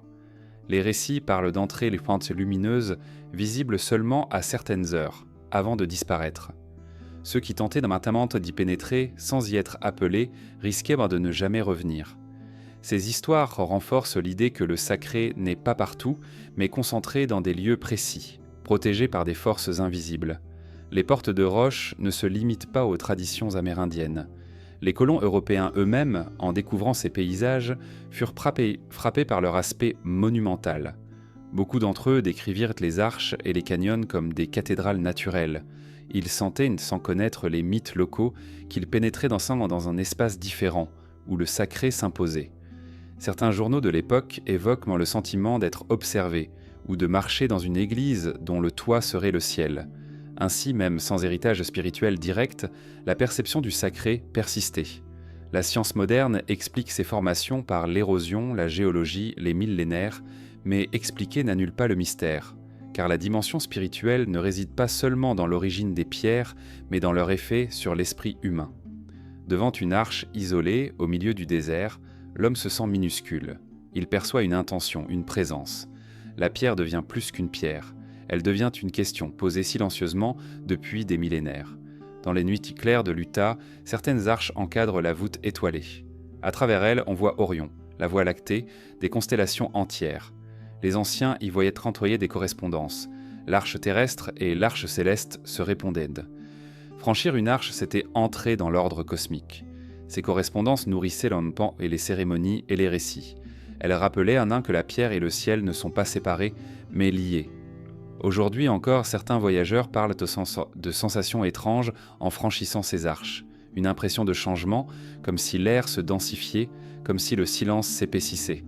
Bien sûr, l'esprit humain est sensible à la suggestion. Mais peut-être est-ce justement là que réside le pouvoir des lieux sacrés, dans cette capacité à transformer la perception, à ouvrir une brèche dans l'expérience quotidienne. L'Utah, avec ses portes de roche et ses sanctuaires naturels, demeure une terre de seuil. Chaque arche, chaque faille, chaque monolithe peut être lu comme une invitation. Le désert ne livre pas de réponse, mais il offre des passages. Et dans ces passages, les hommes ont toujours perçu autre chose que la simple géologie. Une présence, un appel, une énigme. Le désert de l'Utah, vaste et silencieux, est un territoire de nuit. Lorsque le soleil s'éteint derrière les falaises et que la chaleur du jour se dissipe, les ténèbres recouvrent tout d'une densité presque palpable. Le ciel, alors, devient une mer de lumière. Des milliers d'étoiles surgissent, si nombreuses que la Voie lactée apparaît comme une traînée d'argent éclatant. Mais parmi ces constellations familières, d'autres lueurs plus troublantes ont souvent été rapportées. Des lumières mouvantes, surgissant du sol ou flottant au-dessus des mésas, apparaissant puis disparaissant sans explication. Ces phénomènes, décrits depuis des siècles, continuent de nourrir les récits d'énigmes liés à l'Utah. Les tribus autochtones furent les premières à en parler. Les Navajos et les Utes racontaient que certaines plaines s'illuminaient de feux mystérieux, semblables pour des lanternes suspendues dans l'air. Ces lumières étaient parfois perçues comme des esprits en déplacement, âmes errantes baissant cherchant leur chemin. Dans d'autres récits, elles représentaient des messagers venus d'un monde invisible, annonçant des changements ou des catastrophes. Les chamans les observaient comme des signes, interprétant leurs couleurs, leur vitesse, leur trajectoire. Ces récits n'étaient pas isolés. Ils se transmettaient comme des avertissements, preuve que le désert n'est jamais totalement vide. Au XIXe siècle, les colons européens furent eux aussi témoins de ces lumières. Des journaux de pionniers mentionnent des feux follets aperçus dans les vallées, des boules lumineuses glissant silencieusement au-dessus des canyons. Certains croyaient à des torches de voyageurs lointains, mais la distance et l'intensité rendaient l'explication improbable. D'autres évoquaient des flammes nées de la terre, comme si le désert exhalait des lueurs enfouies. Les comparaisons avec les feux follets d'Europe s'imposaient mais ici, l'échelle semblait différente. Les lumières étaient plus vives, plus grandes, parfois capables de se déplacer sur plusieurs kilomètres. Les régions les plus souvent mentionnées incluent les montagnes Uinta, la vallée de San Rafael et les abords du Grand Lac Salé. Dans ces lieux, les témoignages convergent. Lumière blanche, bleutée ou rougeâtre, apparaissant sans bruit, parfois immobile, parfois accélérant soudainement avant de disparaître. Certains témoins parlent d'une impression étrange. Au lieu d'éclairer le sol, ces lueurs semblaient absorber la nuit autour d'elles, créant une sorte de halo inversé. Leur apparition suscite toujours le même trouble, une fascination mêlée de peur, la certitude d'assister à quelque chose qui échappe. La science propose des explications, mais aucune ne suffit à épuiser le mystère. Certains évoquent des phénomènes électriques liés à la géologie particulière de l'Utah. Le sous-sol riche en quartz et en métaux pourrait produire, lors de tensions tectoniques, des décharges lumineuses appelées lumières sismiques. D'autres pensent à des émanations de gaz qui, en s'enflammant spontanément, créeraient des flammes errantes. Mais ces hypothèses ne couvrent pas toutes les observations. notamment celles où les lumières se déplacent contre le vent, changent brusquement de direction ou restent suspendues dans le ciel pendant de longues minutes. Les lumières inexpliquées ne sont pas propres à l'Utah, mais ici elles semblent particulièrement nombreuses, comme si le désert était un théâtre privilégié. Les chercheurs en phénomènes aériens non identifiés ont longtemps collecté les témoignages. Certains parlent de sphères lumineuses, d'autres de formes géométriques complexes. À Skinwalker Ranch, près des Uinta, des dizaines de récits contemporains évoquent des boules de lumière jaunes ou bleues apparaissant au ras du sol, poursuivant parfois les témoins avant de disparaître dans un silence absolu. Ces phénomènes intéressants étudiés mais jamais résolus ajoutent une dimension moderne à des récits qui remontent bien plus loin. Ce qui intrigue le plus, ce sont les comportements intelligents attribués à ces lumières. Des témoins affirment qu'elles semblaient réagir à leur présence, s'approchant ou s'éloignant en fonction des mouvements humains. Dans certains cas, elles auraient suivi des cavaliers ou des véhicules, comme si elles observaient. De tels récits rappellent encore les orbes décrits dans de nombreuses sculptures à travers le monde. Lumière consciente, entité lumineuse, esprit et voyageurs. Les scientifiques parlent d'illusions, de perceptions altérées par l'obscurité. Mais les témoignages convergents continuent d'alimenter l'impression que ces lueurs ne sont pas seulement naturelles. Les traditions autochtones mettent en garde contre le contact avec ces lumières. Les Navajos disent que les suivre conduit à la perte. Elles attirent au salaire le voyageur hors de son chemin, le mènent vers des zones dangereuses, des falaises, des marais. Ce rôle trompeur les rapproche des mythes européens, des feux follets, esprits moqueurs guidant les hommes vers leur perte. Mais dans le désert de l'Utah, le danger est amplifié par l'immensité et l'isolement. Perdre son orientation, attiré par une lumière lointaine, c'est risquer de disparaître sans laisser de traces. La couleur des lumières a aussi son importance. Les bleues et blanches sont perçues comme des présences neutres, parfois bienveillantes.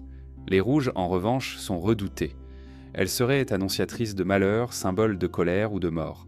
Certains récits racontent que des villages entiers auraient vu apparaître de telles lueurs avant des famines ou des épidémies. Ces associations récurrentes dans les traditions rappellent que les lumières n'étaient pas seulement observées, elles étaient interprétées comme des messages. Dans les années modernes, pilotes et randonneurs ont continué à signaler ces phénomènes. Des aviateurs volant au-dessus des déserts de l'Utah ont décrit des sphères lumineuses se déplaçant sous eux, à des vitesses anormales. Des automobilistes ont rapporté des boules brillantes surgissant soudainement au bord des routes désertes, les suivant un moment avant de disparaître. Ces récits contemporains prolongent la tradition, confirmant que le mystère perdure malgré les siècles. La sensation la plus troublante reste celle de l'intimité. Ceux qui les ont vus décrivent souvent un sentiment particulier, celui d'être observé, choisi, interpellé. Les lumières ne sont pas seulement des phénomènes visuels. Elles créent une expérience intérieure, une rencontre. Elles transforment l'espace banal en lieu sacré, le désert ordinaire en théâtre d'énigmes. Elles rappellent aux voyageurs que l'obscurité cache toujours plus que ce que les yeux peuvent voir. La nuit dans le désert de l'Utah n'est donc jamais un simple voile. Elle est un champ de force invisible, ponctué par des apparitions lumineuses que personne n'a jamais pu expliquer totalement. Les étoiles fixes régulières offrent une constance rassurante, mais les lueurs mouvantes, imprévisibles, rappellent que le ciel et la terre sont encore traversés par des phénomènes dont nous ignorons le sens. Et lorsque l'on se tient seul dans le silence nocturne et qu'une lumière surgit soudain au loin, flottant à quelques mètres du sol, le cœur s'accélère. Est-ce un gaz, une illusion, une entité ? On ne le saura jamais. Mais le souvenir de cette lueur reste gravé dans la mémoire comme une rencontre impossible à effacer. Sous les plaines et les mésas de l'Utah, la pierre conserve des archives plus anciennes encore que les mythes. Là où l'érosion a ouvert les couches profondes, les géologues découvrent chaque année des fossiles, empreintes, ossements, traces de végétation disparues. Ces témoins de mondes anciens constituent une bibliothèque silencieuse de la vie sur Terre. Pourtant, parmi ces trouvailles, certaines déroutent. Elles semblent décalées, comme si elles n'appartenaient pas au temps auquel la science les rattache. Dans le grès, dans l'argile durcie, surgissent parfois des formes qui ne devraient pas être là, fossiles anachroniques qui brouillent à mort les certitudes. L'Utah est l'un des plus grands gisements de dinosaures au monde. Dinosaur National Monument, sur la frontière avec le Colorado, expose d'immenses squelettes fossilisés, figés dans une falaise comme dans une fresque monumentale. Ici, la cohérence scientifique est solide. La chronologie, les espèces, les processus de fossilisation sont bien connus. Mais en marge de ce savoir officiel, des rumeurs circulent. Dans des couches géologiques datées de millions d'années, certains affirment avoir trouvé des empreintes étrangement humaines, des pas qui ressemblent à ceux d'hommes ou d'animaux modernes. La science les explique par des érosions naturelles, des jeux de sédimentation. Pourtant, la ressemblance trouble l'œil. Comment ne pas s'interroger face à une empreinte qui évoque un pied d'humain dans une pierre censée appartenir au Jurassique ? Ces récits ne sont pas nouveaux. Au XIXe siècle déjà, des prospecteurs rapportaient en cas des anomalies. Dans les mines de charbon de l'Utah, certains disaient avoir découvert des empreintes de sandales, marquées dans les couches fossiles. D'autres évoquaient des ossements impossibles, trop grands pour appartenir à des animaux connus. Ces récits, souvent relayés par des journaux locaux, sont difficiles à vérifier. Mais leur répétition au fil des décennies nourrit le sentiment que le sol de l'Utah recèle des archives hors du commun, dont certaines ne cadrent pas avec le schéma scientifique admis. Les légendes amérindiennes, elles aussi, parlent de géants.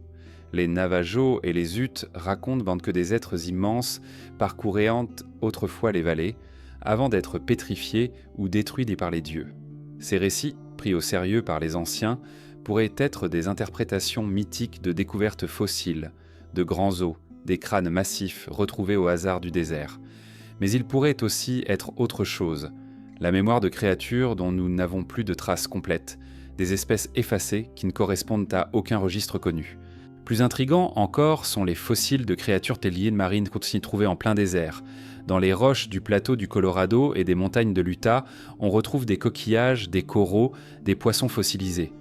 La science explique leur présence par l'ancien lac Bonneville et les mers intérieures qui recouvraient la région il y a des millions d'années. Mais certains fossiles semblent appartenir à des espèces qui n'ont pas encore trouvé leur place dans l'arbre évolutif.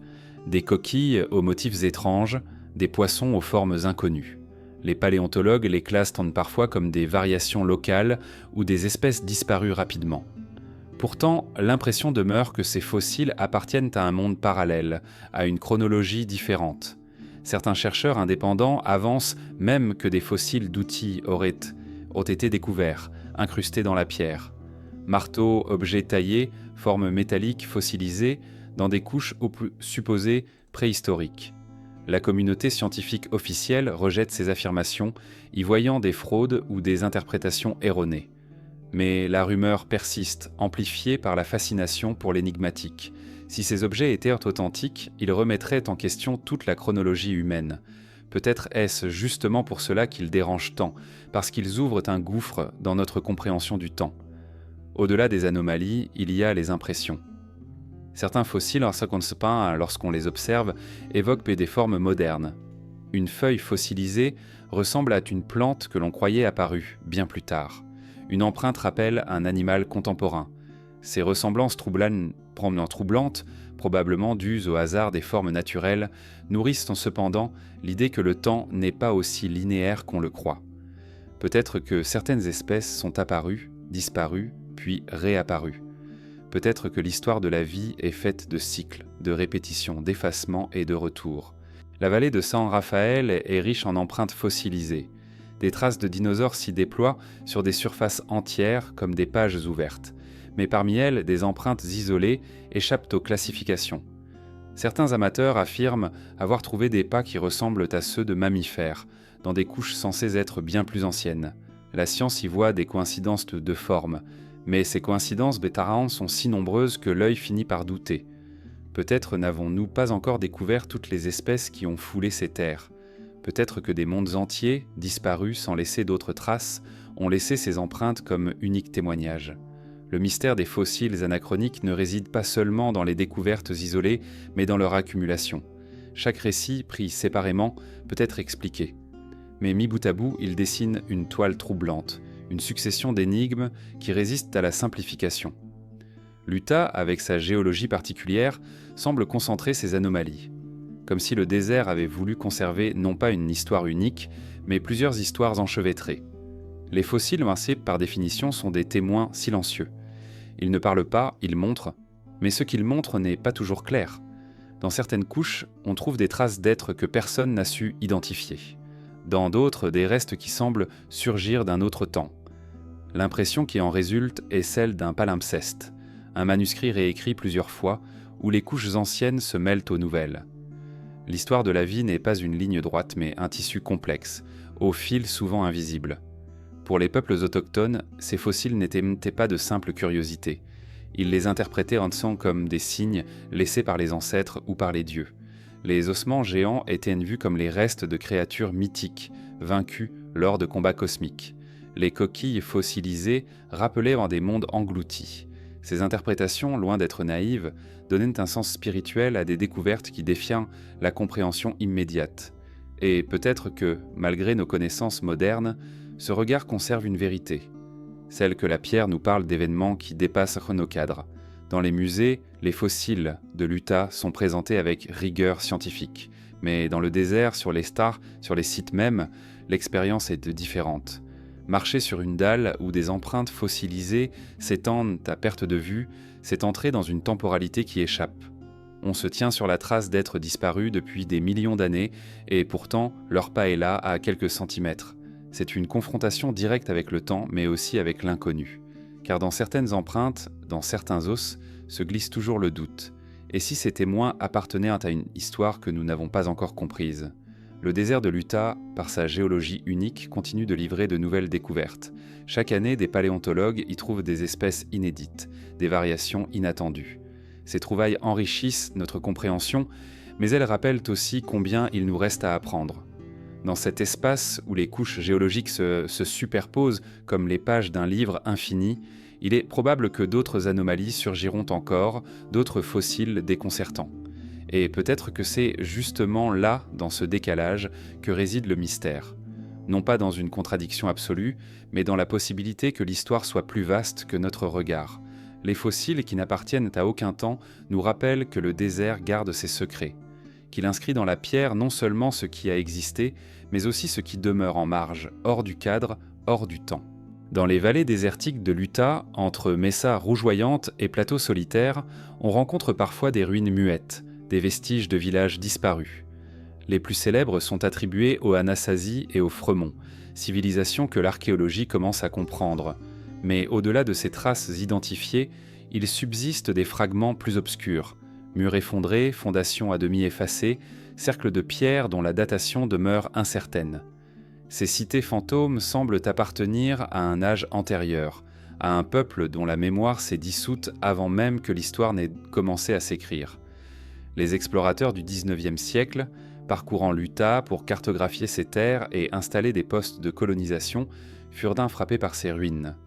Certains décrivirent des villes de pierre, abandonnées depuis si longtemps que la nature avait presque tout recouvert.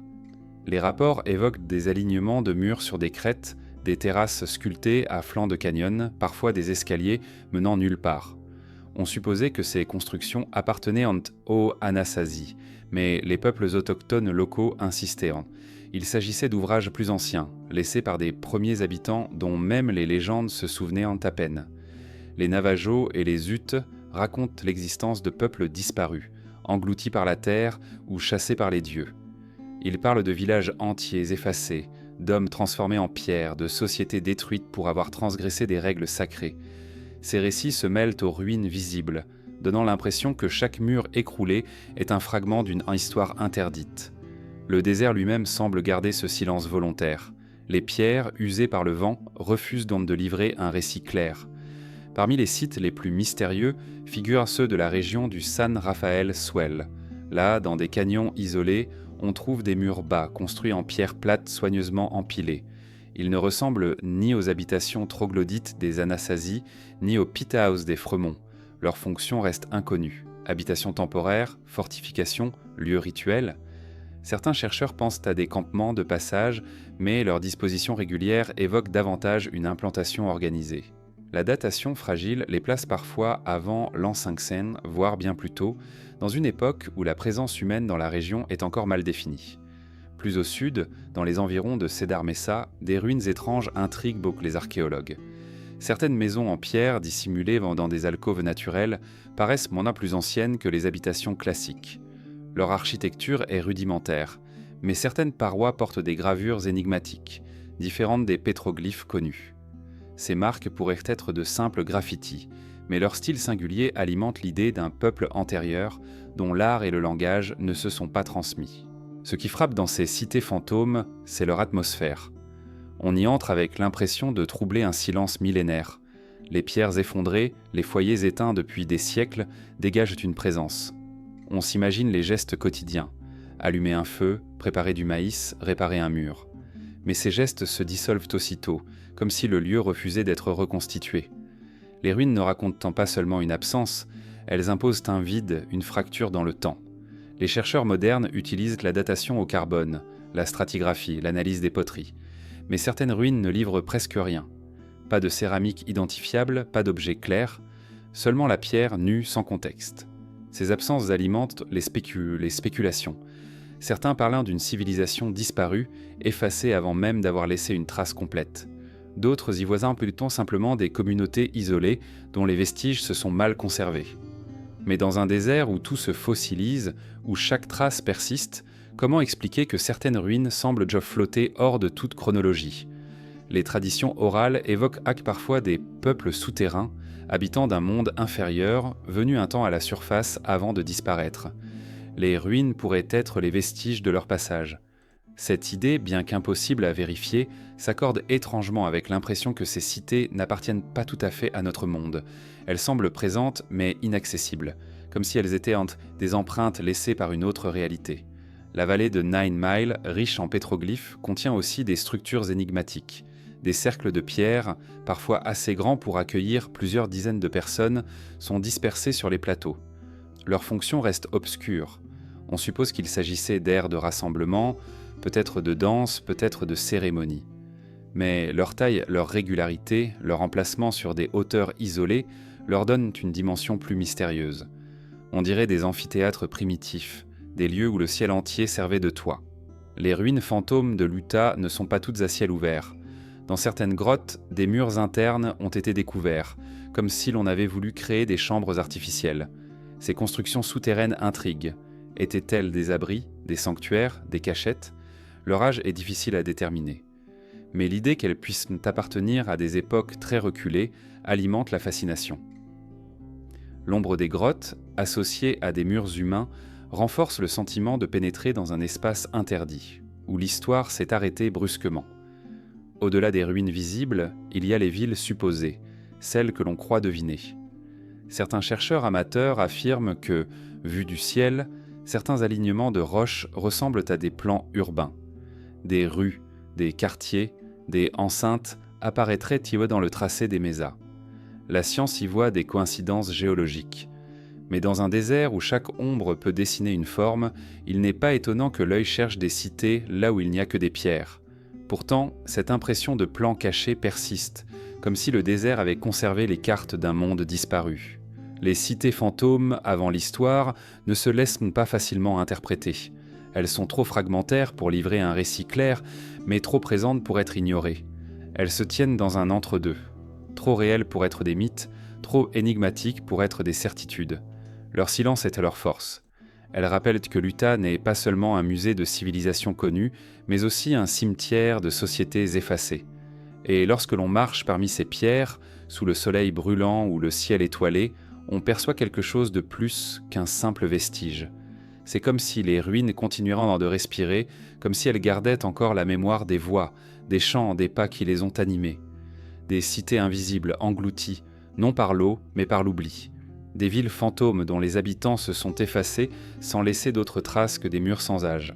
L'Utah, vaste étendue de roches et de déserts, de montagnes et de canyons, est souvent décrit comme un lieu de passage. Non pas seulement un passage géographique entre les Rocheuses et les plateaux du sud-ouest, mais un passage plus subtil, plus invisible, un carrefour entre mondes. Les peuples anciens le percevaient ainsi. Les récits modernes le confirment et les paysages eux-mêmes semblent le suggérer. Car ici, les frontières se brouillent entre le visible et l'invisible, entre le temps ancien et le présent, entre ce que l'on croit connaître et ce qui échappe à la compréhension. Les traditions amérindiennes sont riches en récits de mondes multiples. Les Navajos, les Hopis, les Utes parlent de strates d'existence superposées. Le monde actuel n'être pas le seul, il serait l'un d'une série, précédé par d'autres, suivi par d'autres encore. Les cavernes, les arches, les failles et tailles de l'Utah sont décrites comme des portes reliant ces plans. On raconte que certains chamans pouvaient franchir ces seuils, pénétrer dans les royaumes souterrains ou célestes, puis revenir avec des visions. Ces récits ne parlent pas de métaphores, mais d'expériences vécues. Le désert de l'Utah, avec ses paysages labyrinthiques, se prêtait à ces traversées. Dans les canyons profonds, l'impression est immédiate. Marcher là, c'est pénétrer dans un autre espace. Le ciel n'est plus qu'une fente lumineuse au-dessus et le monde semble inversé. Les sons changent, les repères se brouillent. Le voyageur comprend intuitivement pourquoi ces lieux furent perçus comme des passages vers l'ailleurs. Les parois immenses deviennent des murs d'un autre royaume et le silence acquiert une densité presque surnaturelle. Des récits modernes évoquent aussi ces traversées. Dans les montagnes Uinta, certains affirment avoir vu des lumières apparaître puis disparaître dans les crevasses, comme si des portails s'ouvraient fugitivement. Des explorateurs racontent des pertes de temps inexpliquées, des heures manquantes entre deux repères. Les sceptiques parlent d'illusions, de désorientation dans un environnement difficile. Mais pour ceux qui ont vécu ces expériences, il s'agit bien d'un passage, d'un effleurement d'une autre dimension. Skinwalker Ranch, situé au nord-est de l'Utah, est devenu célèbre pour ses phénomènes inexpliqués. Apparitions, lumière, créatures. Bien que souvent enveloppé de spéculations modernes, ce lieu s'inscrit dans une tradition beaucoup plus ancienne. Pour les Navajos, la région était dangereuse, marquée par la présence de skinwalkers et de forces hostiles. Mais certains récits parlent aussi de portes dans le ciel, d'entrées et de sorties mystérieuses. Le ranch ne serait pas un lieu isolé, mais un exemple d'un phénomène plus vaste répandu à travers l'Utah. L'impression que le réel s'ouvre parfois sur autre chose. La géologie elle-même renforce cette perception. L'Utah est une mosaïque de fractures, de failles, de couches superposées. Les scientifiques y voient la mémoire des océans disparus, des soulèvements tectoniques, des glaciers effacés. Mais pour l'imaginaire, ces fissures deviennent des cicatrices entre mondes, des brèches par où l'invisible peut passer. Dans certaines vallées, les formations rocheuses prennent des formes si étranges qu'elles semblent marquer des seuils, arches isolées, tours dressées comme des balises, grottes béantes semblant inviter à entrer. Les mythes parlent aussi d'êtres venus d'ailleurs, non pas toujours du ciel mais parfois du sous-sol, des peuples lumineux, des esprits géants, des visiteurs qui enseignèrent des savoirs avant de disparaître. Ces récits, bien que difficiles à interpréter, trouvent un écho troublant dans les pétroglyphes représentant des figures élancées, aux yeux immenses, presque étrangères au monde humain. Était-ce la vision d'entités spirituelles ou le souvenir de rencontres avec des êtres venus d'ailleurs ? Les archéologues privilégient l'explication chamanique, mais l'énigme demeure. Les alignements astronomiques, déjà observés à Parowan Gap ou à Ovenweep, renforcent l'idée d'un carrefour cosmique. Les anciens n'ont pas seulement bâti en fonction du Soleil et de la Lune, ils ont inscrit leurs gestes dans une géographie sacrée. Chaque alignement, chaque ouverture vers le ciel suggère que l'Utah était perçu comme un lieu central, un point de contact entre la Terre et les astres. Ce n'était pas une simple observation pratique, mais une participation au mouvement de l'univers. Les pierres devenaient médiatrices, ouvrant le passage entre le monde des hommes et celui des dieux. Aujourd'hui encore, des voyageurs modernes rapportent des expériences étranges. Certains parlent de rêves inhabituels après avoir campé au pied des arches. D'autres racontent des sensations d'absence, comme si le temps s'était suspendu. Quelques-uns décrivent de même des rencontres. Silhouettes lumineuses, voix entendues dans le vent, visions fulgurantes d'autres lieux. Ces témoignages, qu'ils soient psychologiques ou réels, prolongent le sentiment que l'Utah n'est pas un espace ordinaire. Le désert, par sa vastitude, agit comme un miroir. Il reflète nos peurs, nos croyances, nos attentes, mais il est aussi un espace liminal, où l'esprit est plus vulnérable aux visions. Ce que l'on prend pour des hallucinations peut être autre chose, un effleurement des couches invisibles du monde. Les peuples anciens savaient mentionner que certains lieux amplifient dans ces expériences. Ils y érigeaient soit des sanctuaires, y gravaient des symboles, y racontaient soit des histoires. L'Utah est parsemé de ces repères, comme une carte vers l'inconnu. Dans les nuits sans lune, quand la voie lactée traverse le ciel avec une clarté absolue, l'impression est celle d'une ouverture. On pourrait croire que les étoiles descendent, que le ciel se rapproche de la terre. C'est alors que le sentiment d'un carrefour devient le plus fort. Le voyageur se sent placé entre deux immensités, le désert silencieux sous ses pieds, l'infini étoilé au-dessus. Entre les deux, une ligne fragile, une frontière où tout semble possible. L'Utah comme carrefour d'autres mondes n'est pas seulement une idée mystique, c'est une expérience vécue, répétée, transmise. Les peuples autochtones l'ont dit à travers leurs mythes, les explorateurs l'ont noté dans leurs récits. Les chercheurs modernes, même sceptiques, reconnaissent l'étrangeté de certains phénomènes, et les visiteurs d'aujourd'hui, qu'ils soient scientifiques ou rêveurs, continuent de ressentir cette impression. Ici, quelque chose se croise. Des forces invisibles dans des mondes parallèles, des mémoires anciennes. Le désert ne donne pas de réponse, mais il offre ses passages, ses brèches, ses ouvertures. Et dans ces ouvertures, l'homme aperçoit parfois autre chose que lui-même. Un fragment d'un autre monde, un éclat d'inconnu, une énigme suspendue.